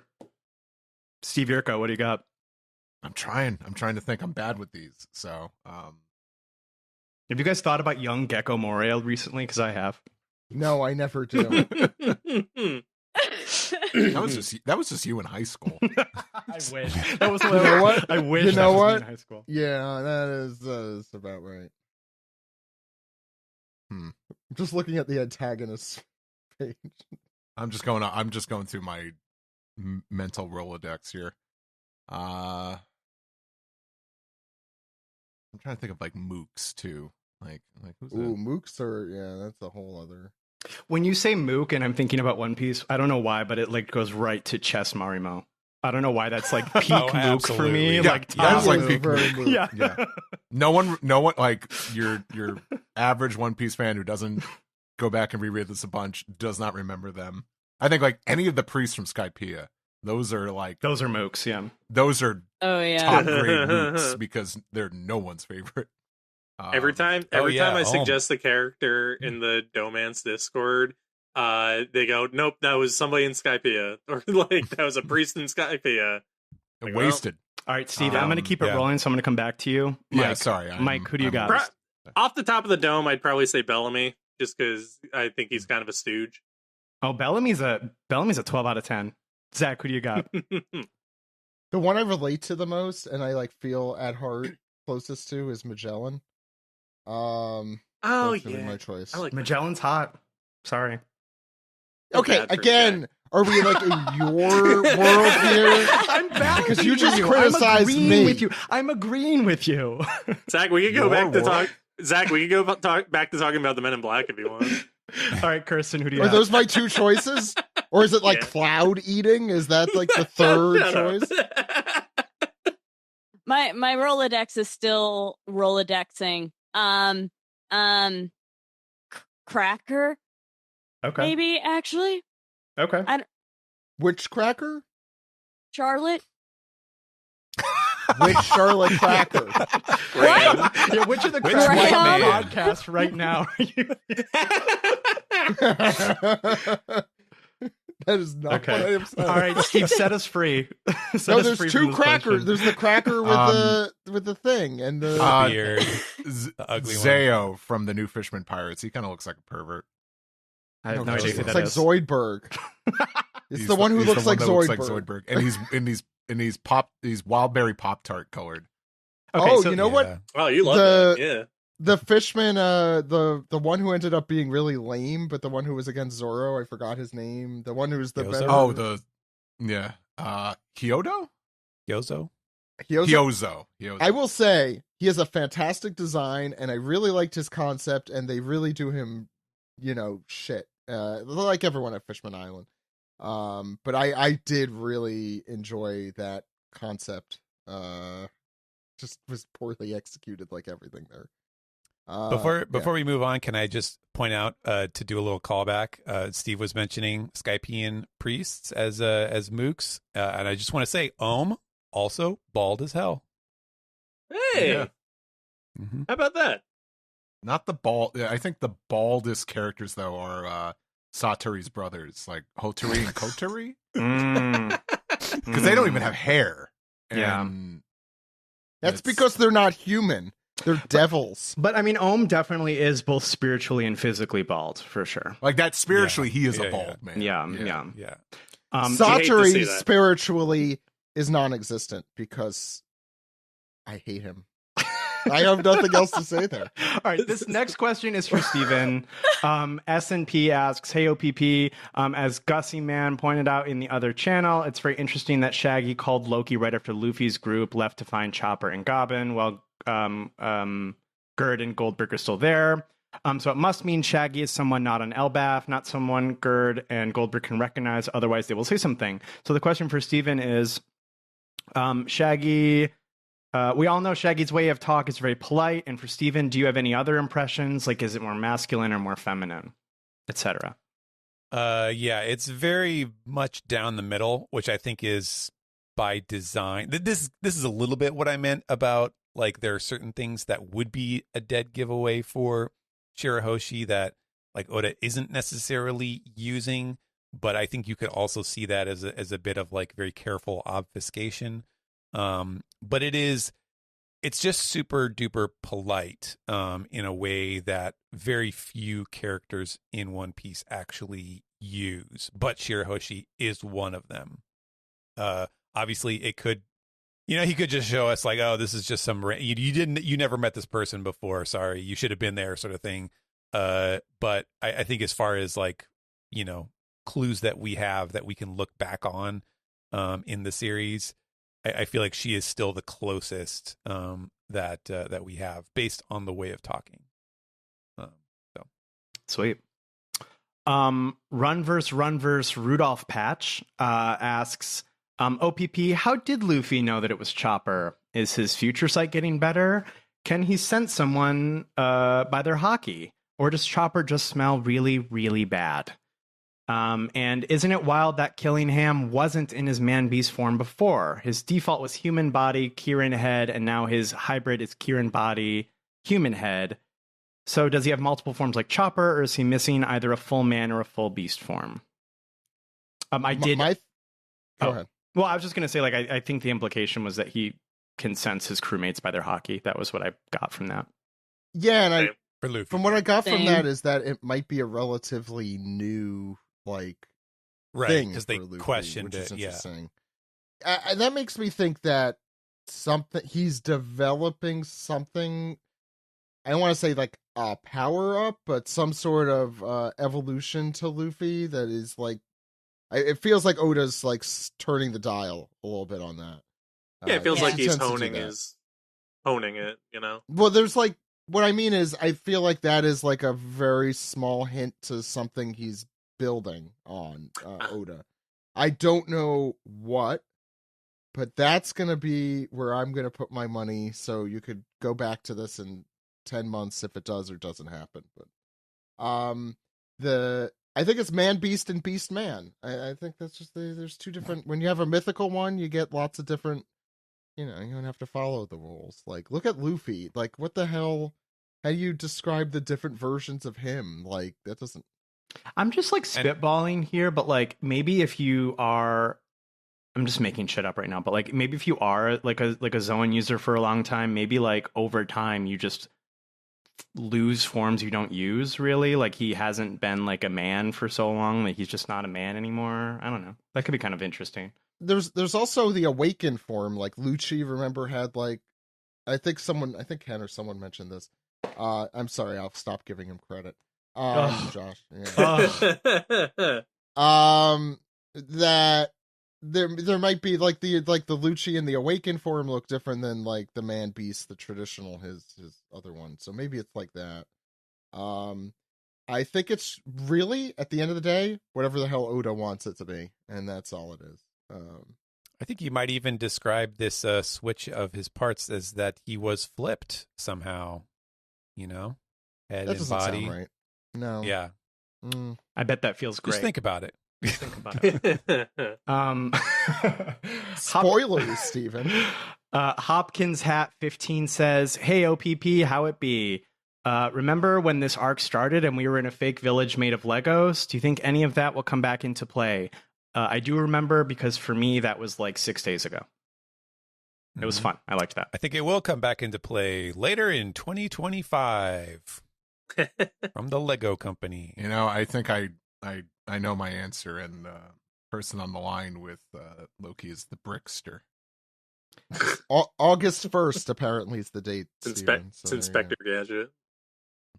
Is that a Lego joke, Steve? I don't. Who's the Brickster? Is he like the Hamburglar of Legos? Yes, and he's voiced by Squiggy. Is that from the Lego game? I'm here to take your Legos. You're just doing like crab claws for some reason. Yeah, he's also a crab. Yeah, of course. I think you're voicing Zayo now from Fishman Island. Stupid sexy Bishonen Killingham says, "Ahoy OPP, banger chapters always. What a shame that Killingham is boringly hot and not always just a funny guy. Many such cases. But loves tsundere Loki, shy about having a friend, and soon him and Luffy will enter the fray. My question this week, what was Harold's failure? Silly answers only. Have a great week. Love y'all. Silly answers only, folks. Do not deviate from the prompt. Maybe the Elbaf Senior's pancake breakfast was a total disaster. Yeah, thousands dead. He screened Men in Black International instead of Men in Black 1. Oh. Yeah, it's a rough one. Classic Al, yeah. He didn't read Mike's post. It was really good. Man. Yeah. He missed out. It was really good. He put all of his money on the Knicks. Another thing Ouch. you shouldn't do. I've heard they're not doing well. Even if they're winning, you don't do that. Kirsten, what were you going to say? I was going to say Emu tried to demonize him, but it was like when Neptune tries to godify SpongeBob, and it just turns out very bad. Okay, that's pretty good. I was going to say, maybe he used to have Killingham's fruit, and he did this, where his head showed, and he didn't use the cute version, as Josh would call it. And that's why that was it after that. I'm quite partial to the the pancake breakfast massacre answer. Spaghetti time. Thank you. Mallory says, "Hey OPP, now that we know that Emu has the Othello fruit, this is fun. What board game based power would you want to have?" Board game. That's a good question. I want Betrayal at House on the Hill so I could pit all my friends together against each other. You're just making your friends insane.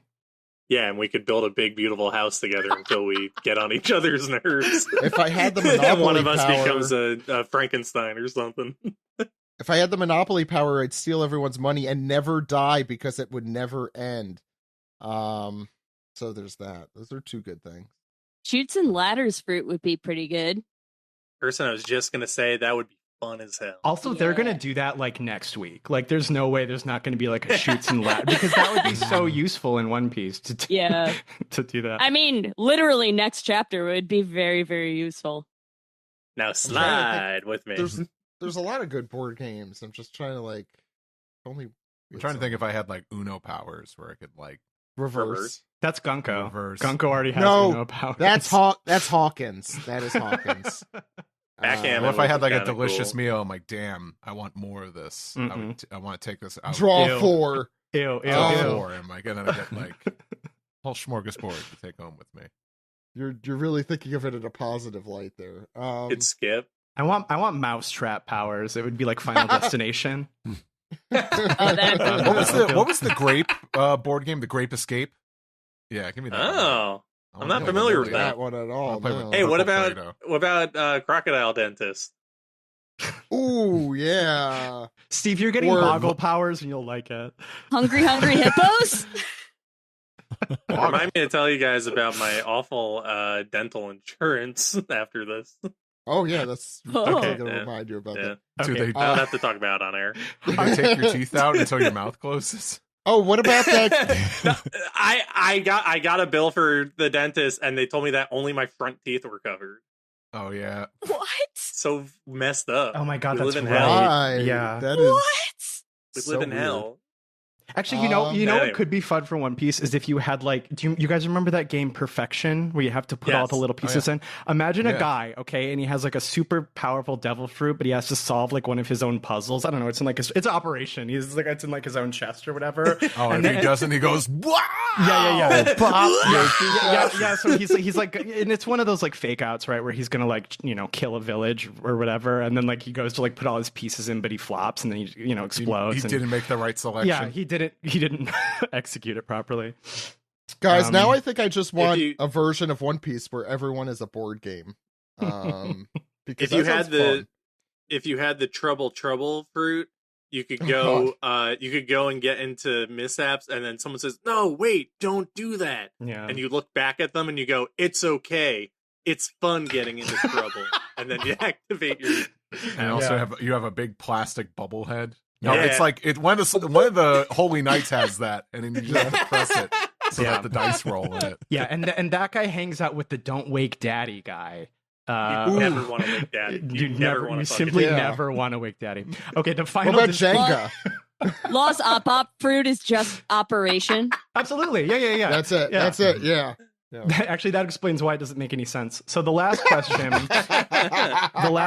Big Mike asks, is Shaggy Luffy's mom? I think so, yeah. Yeah, I don't think there's any doubt. All signs are we've been pointing saying towards that. it. Yeah. I think Done and answered. And then when they're Sorry, Steven, bickering, Loki can say stuff like, yeah, I had an emotional relationship with your mom. See. And Luffy will be Got like, it I didn't over. even know I had a mom. Right. Yeah. What's a mom? Dude, you fought Big Mom. That's it for this piece. What hole are we going down next, Steven? All right, we are going to go actually up a hole to the subreddit. Or it's not Skypea. It's the subreddit Archipelago. No, yeah, we're gonna go up more after. we're gonna. We'll get there. We'll start with Black Northwind, who started the thread here. I have a few questions and would like to get your opinions. In chapter 1137, Rodo told us that Loki killed 100 warriors whose bones we see in the castle. But did he really do what? I think he means that. Also about Summoning Circle in the throne room. Did Scopper know about it before Gunko and Shamrock arrived in Elbaf, or did it only become visible after they arrived? I thought the Summoning Circle was when they showed up. I did not. I don't think we saw the throne room before they showed up, right? I thought the same.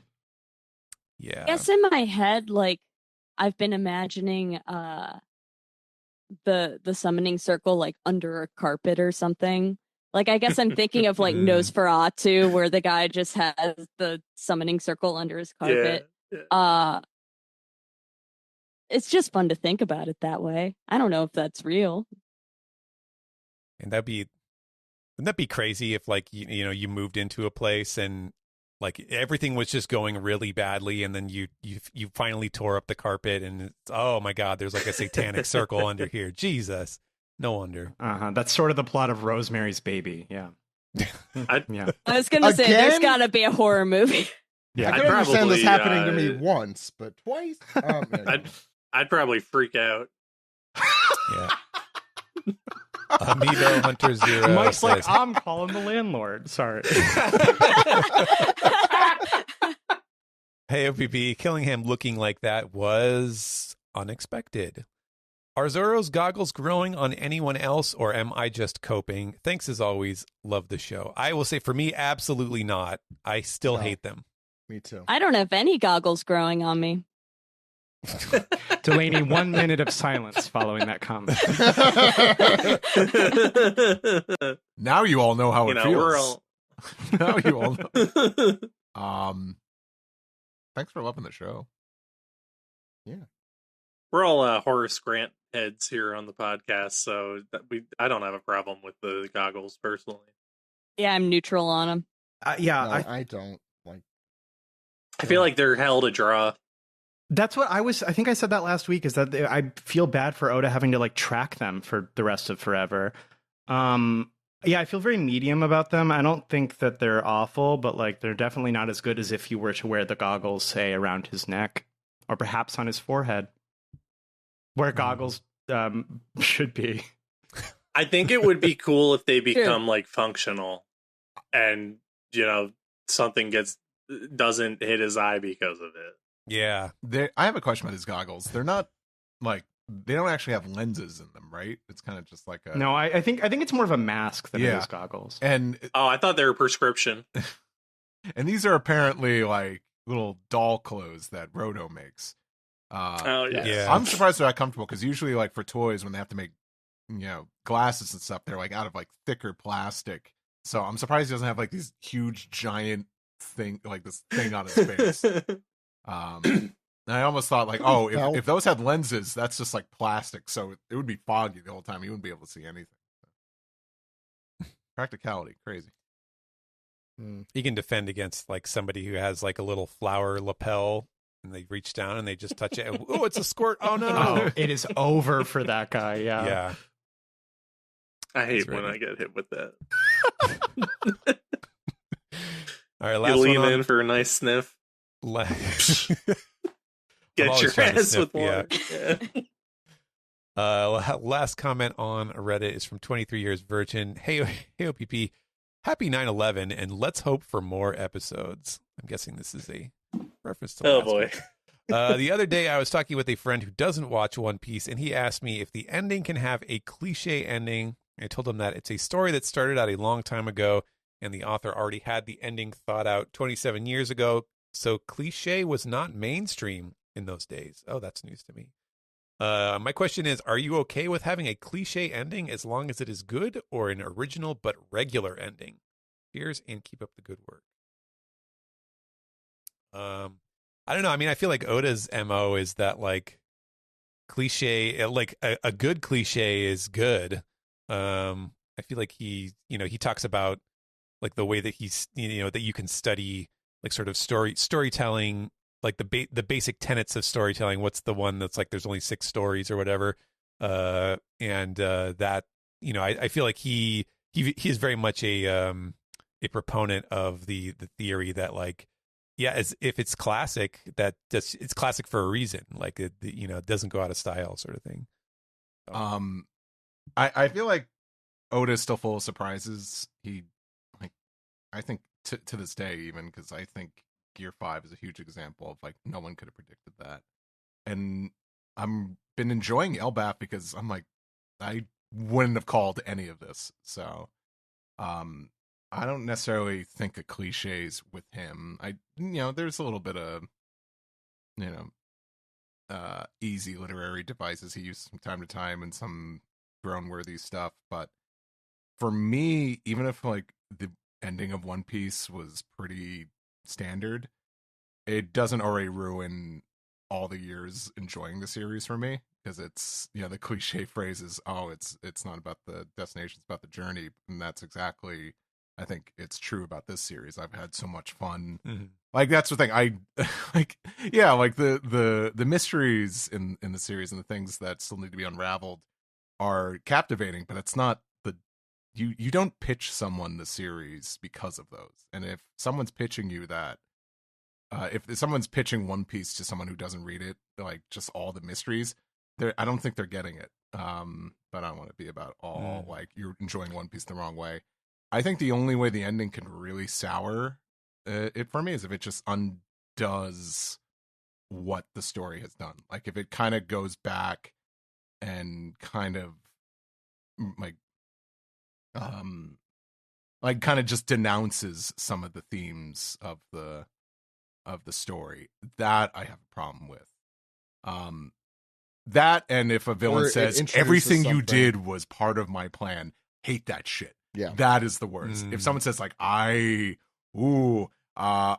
made sure that you landed at Punk Hazard so you could hear Kinemon's call, like that kind of crap. No. If what would you do if there was, sorry to cut you off, what would you do if there was like I orchestrated it that you ate this fruit? Take it back. Yeah. It's not great. I know people have thought that.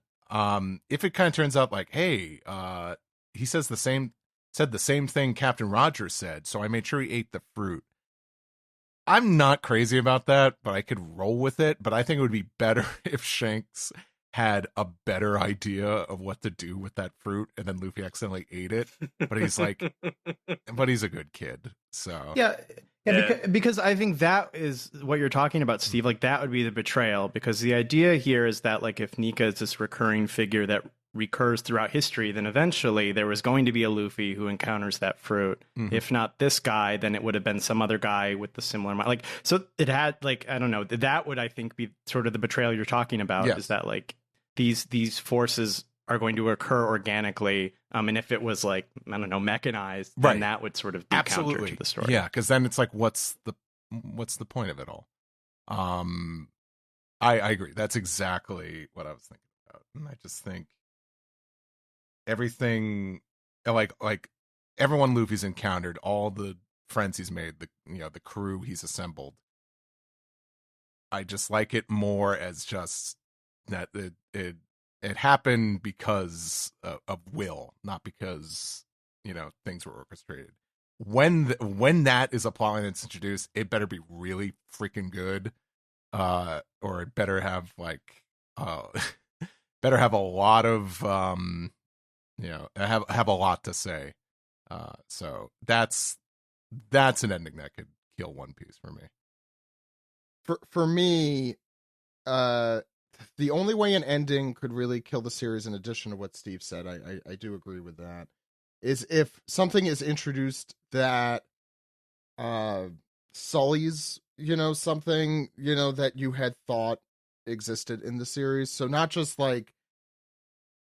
bringing in something like cliche, but like, oh, Luffy all along was a secret evil genius, or, something that completely undermines the characterization of someone, so where you can't go back and read it the same way again.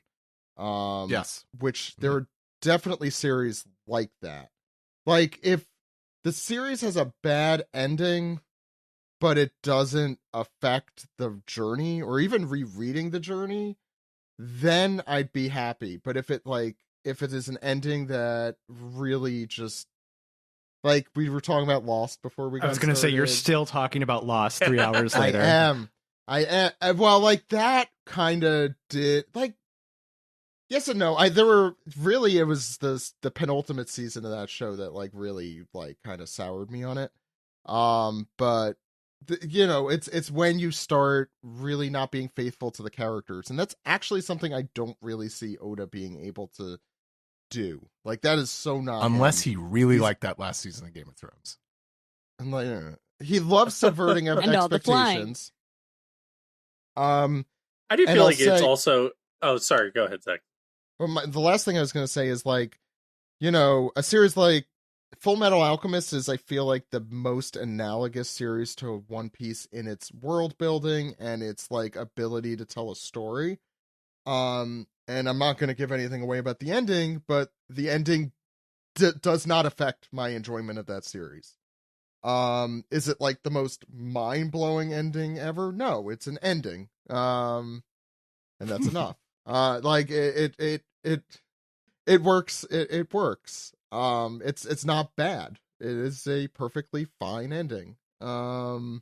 Inoffensive. And I think I'd be fine with an inoffensive ending to One Piece. Would I be a little bit disappointed? Sure. Do I want something huge and fun and great and subverting my expectations also? Yes. But if it's inoffensive, I'll be okay. Kirsten, show us the cat. Which one is yes! This is Jinbei. Jinbei. Describe your cat. Currently sniffing the microphone. Hey. Long. Being held upright. He is orange. What's up? Long. What are they getting into tonight? Something about the ending. This came to... Their business is their business. All right. Yeah, good point. Good point. Bye, Jinbei. This came to me when I was watching the anime a couple episodes ago. The God Valley incident, the Roger Pirates show up. And I'm not sure if this is a manga thing or maybe it was just in the anime and the anime got a little overzealous. But we all know Roger's Jolly Roger, his skull, and has a big curly blonde mustache on it. But Roger did not have a mustache at the time of this God Valley incident. So is the end game, is the One Piece treasure, has something to do about growing a mustache. Is Luffy's dream is he always wanted a mustache. What forums have you been reading? I don't Mustache Weekly. I will genuinely say, it has nothing to do with mustaches, that I do think that I do kind of hope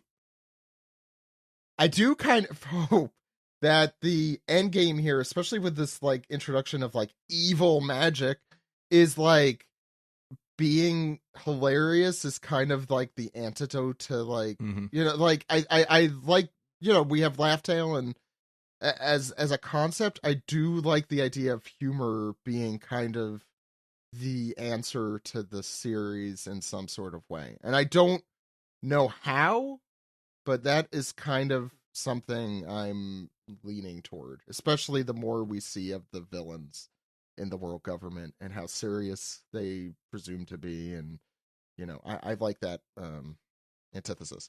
Steven, did we have any other questions on subreddit? No, not on Reddit. So now we head even higher, 10,000 feet above the other social media platforms to Blue Sky and Blue Sky Pia. We have a bunch. Ice Fisher Tenacity says, I'd love to get your thoughts on who, well, we talked about this a little bit.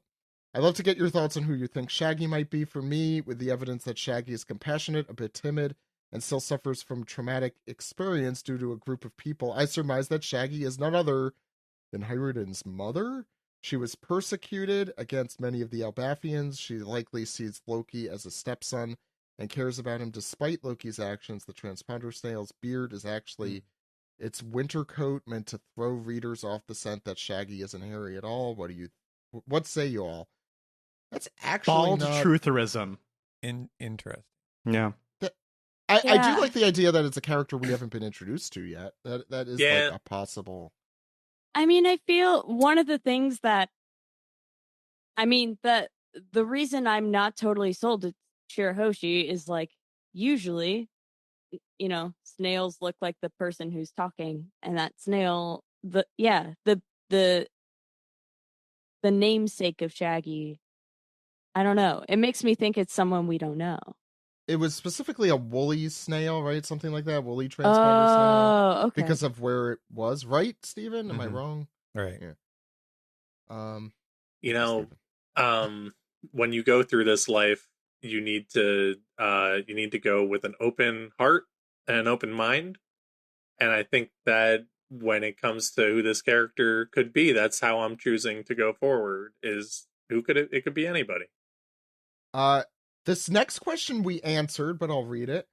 Comes from Vero, who says, which of the bad guys do you think is best to date and why? And I can't believe we answered that question already. But we did. So there you go. Similarly, Matthew Baden, I'm getting an idea that people have a certain concept with this podcast. Kill, Marry, or Kiss. Emu Gunko as one. Saint Killingham and Loki. Ooh. Isn't there a more modern version what of this form game? of Killingham? Yeah. Wait. Yeah, no, Zach it's difference. As the guy in charge. No, what so Killingham our is. options, you said Emu Gunko. Emu Gunko. You said yeah, Emu Gunko. Killingham I or think it's Summers? Who did you say? It's a Saint Killingham and Loki. then Loki. Go ahead. I'm getting a coin I was to ready flip. to. Sorry, what were the Emu Gunko? Kill, Marry, Kiss? Emu Gunko specifically, Killingham, and Loki. Wait, and Loki. Before you get your answer, Josh, heads or tails for which Killinghams? Okay. No, it's Heads both. Is the good head and tails is the bad head. Heads is You the gotta good. take the good with the bad. Bad head. Okay. No. Okay. I was gonna That say, I'm changes- like, that changes- well, that we changes should kill everything. like the devil, right? But I'm like, Yeah, I don't know. that's- Probably. Kind of. Yeah. What do those arrows What do? is the devil doing? What those portals I'm- do for sure. I would probably smooch the personification. Yeah, of I want to evil just say, given like, the hey, choice. is like I'm not happy the about it. personification of but- evil. We hooked up, crazy. Yeah. I could be like, You just It want to would be tell like- people about it? I could be like Prince of like the One Piece fandom, and just being like legendary lays. Yeah, but you're not thinking of real world evil. You're thinking of I mean, what's the fictional difference evil. at this That's point? probably why it's easier to do. And Loki seems like a sweetheart, so marry that dude and kill does. Killingham. That's Yeah, what. Killingham. Absolutely. That's what matters Yeah. here Go is that Killingham. Loki would absolutely appreciate Uh-huh. you in the morning, That's the one you gotta marry. How can you make him Killingham breakfast in bed when he's the whole damn bed? Oh, His name he'd is accidentally step on you. His name is Killingham because we should be killing him. Can you say that any more like JFK? I was gonna say you had sort of a JFK delivery on that, and I'm obsessed. Steven, you have to tell Greg that's the reason you chose that name.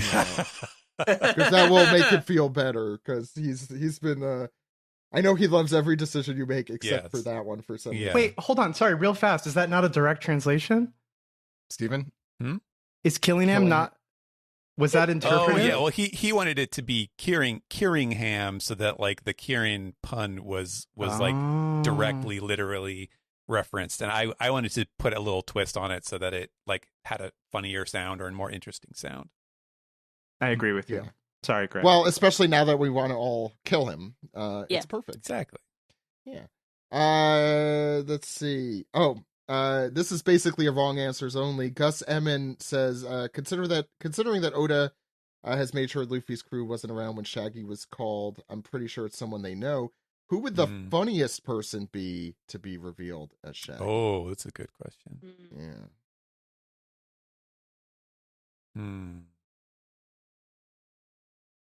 With the funny. My gut is saying Wapple. I don't know. My gut also said Wapple.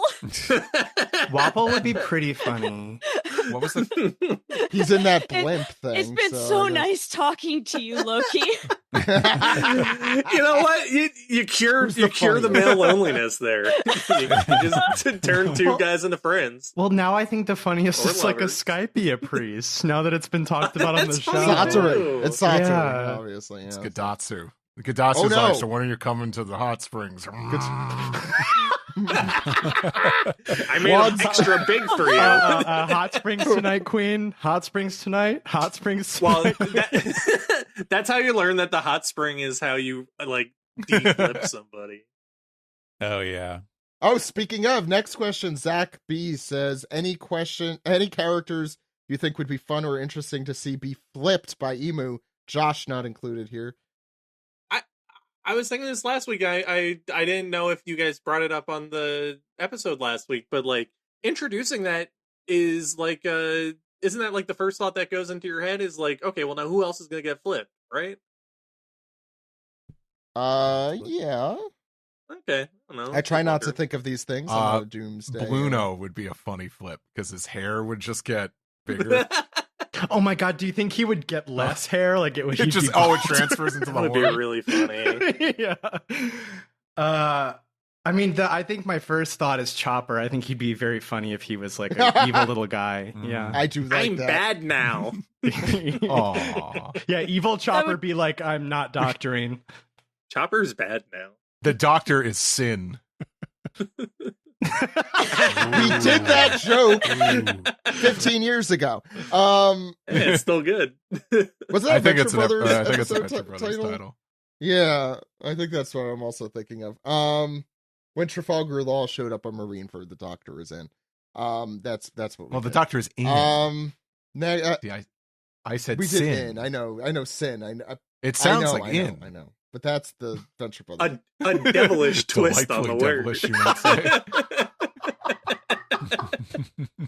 The best way to answer this is who is the best, most angelic character? Conus? Shirahoshi would also be a good choice. Conus. Yeah, imagine Dark Conus. Kami. Shirahoshi would be funny. I'm saying like basically the princess not is just Nami. Mancherry. Who's the starfish that hangs out with the mermaid? Pog. I feel like he'd be really funny. Except you just like would kick him away, and you'd be like, okay. No, he would get big, or he'd make really bad fashion choices. What would that evil would be Hachi like be inverted? like? Oh no, he has Less more arms. More arms. More arms. Gyozo. That could be scary, evil Hachi. Yeah. Next one comes from Alex, who says, "Hey OPP, we're almost there.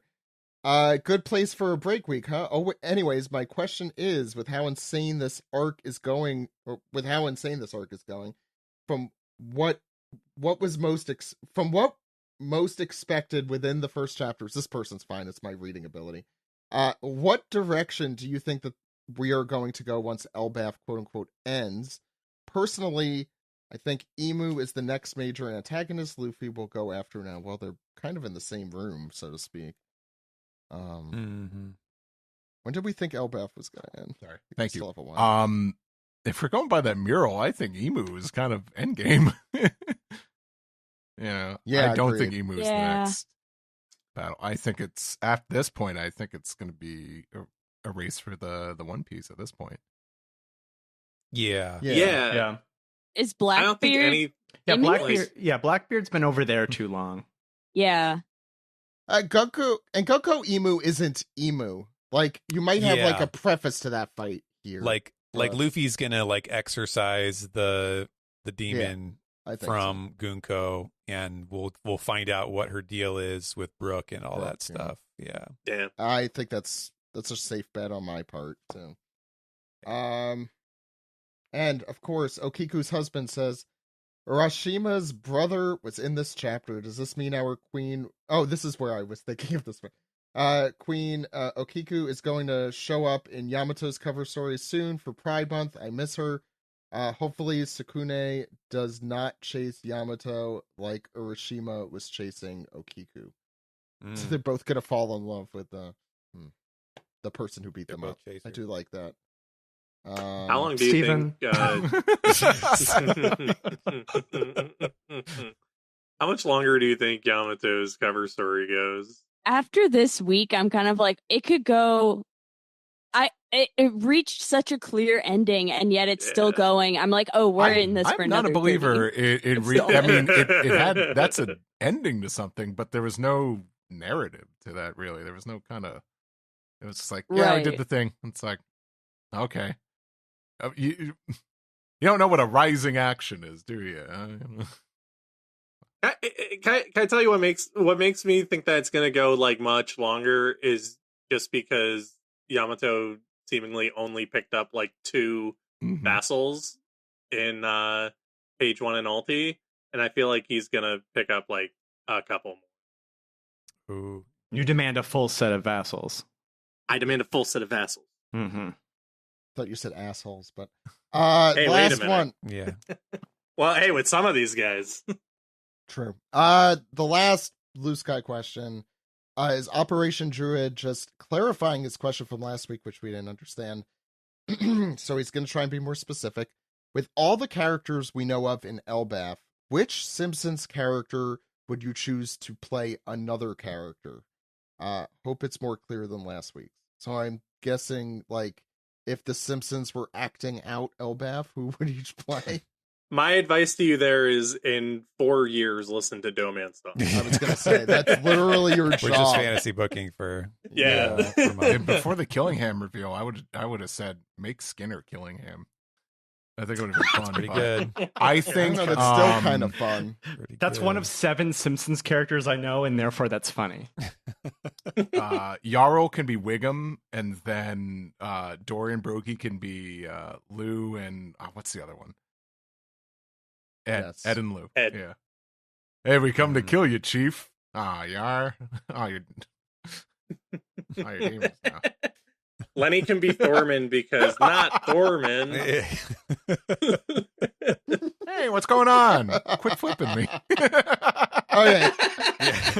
Not going to get better than that. Yeah, that's what he was saying. This is the worst day of my life.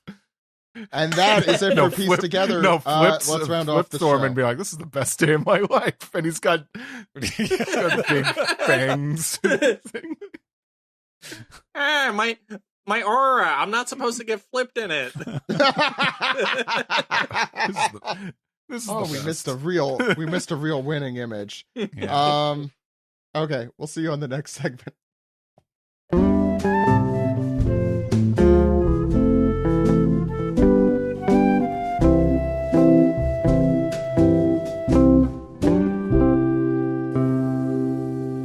This has been the One Piece Podcast, episode 871 for it's another 69 episode. It's June 9th, Jill? 2025. Yeah, Jill didn't get the call about that. I thought it was a contractual obligation. Thank you all for coming on the show so much. Thank you so much for coming on the show. I've lost my ability to speak after. Delaney, bass boost that line. I'm not coming on anything. I don't know. They're calling you out for being here twice in 2 weeks, Josh. Yeah, that's what's happening. Yeah, my corruptive influence grows. Yeah, stop flipping Zach. Yeah, please stop doing that. Next week, there's no chapter. We might have an SGS, Steven. Like, I think we haven't asked Greg yet. So right. We got to see.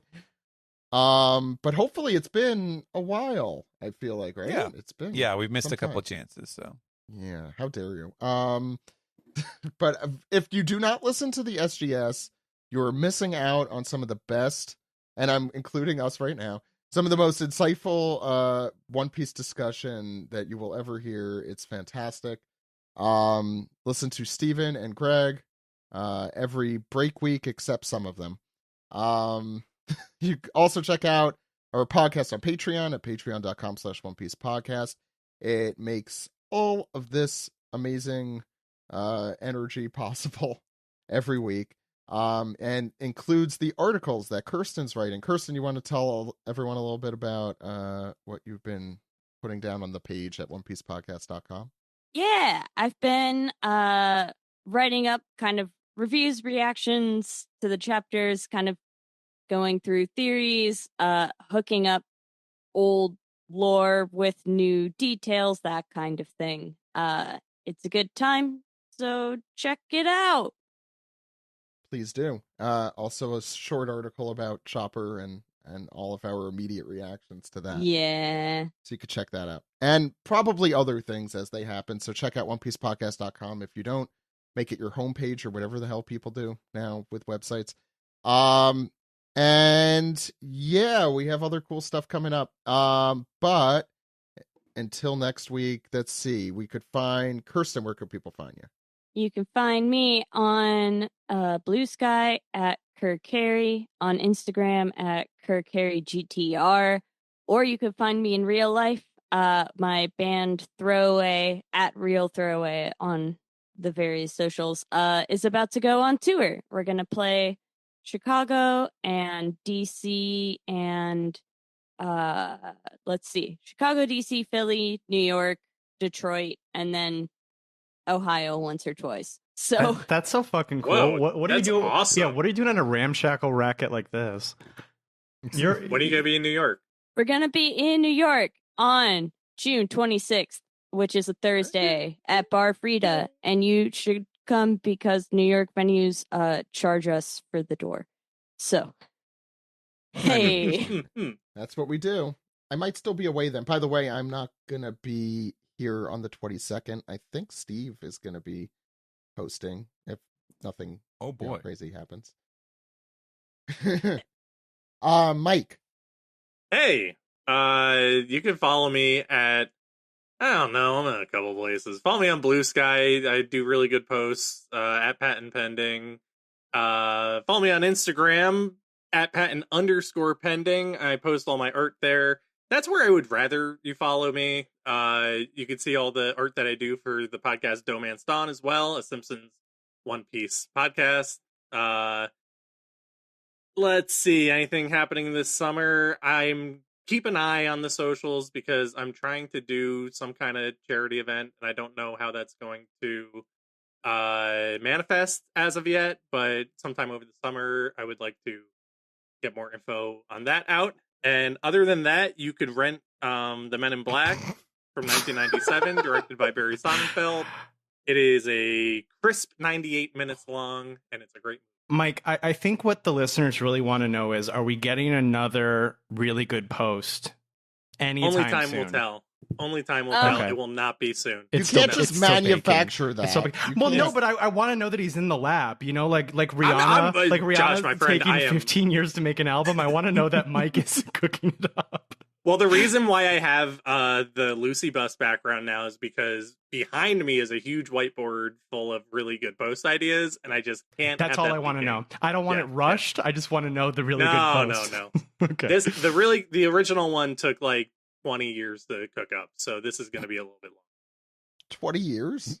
Yeah, meet me back here in like 2046. We should be good to go. So we'll still be you in started, LBAF. Yeah. You started cooking this up in 2005? Yep. Okay. You know, Dedication. I'm not gonna. Okay. Yeah. Yeah. I knew that Twitter was going to go under. It was a really good post, Zach. I knew I would have to move my entire brand over to Blue Sky. Sure. Look, I love that post as much as the next person. My and brand, I actually my brand do being remember really it. good post. Yes. Okay. Yeah, you'd have read the post a third time if you could. It was a video, wasn't it? Like if you remember actually, Obama did reach out to me about the really good post. I saw that. I did hear that. Yeah. Congratulations, by the way. Yeah. Josh, thank you so much. Thank you so much. I'm just no, happy that really you all Obama appreciated should it. be the one that we congratulate because he saw the really good post. Well, I think if anything, you should congratulate his daughters for showing it to him. That's true. I forgot they did. I just wish there was a way once a year that we can know what music he's listening to. Josh, sorry. Flippin' makes me feel good, you guys. You can you can find all of my really good drawings and really good thoughts on all your favorite social media platforms. Blue Sky, Instagram, Letterboxd. That is user Amons, AMONNS. Keep up to date with all my evil deeds and whatnot. and if you flip him, then good deeds. You Steve, can find all my mediocre posts, my social media, where I do all my good deeds. No, nothing spicy. Nothing spicy there. Josh. No hot takes. No quote repost dunking. Just good old fashioned fun. Straight down the middle with you. Worksmanship posting. PG-13 level of cursing at most. The thing about Steve is you show up, you post for 8 hours, and you go home. Yeah. You just Just social media, just you treat it like a job. And I go home and I sleep in my big bed It's 9 to 5. with my phone and my social media. Yeah,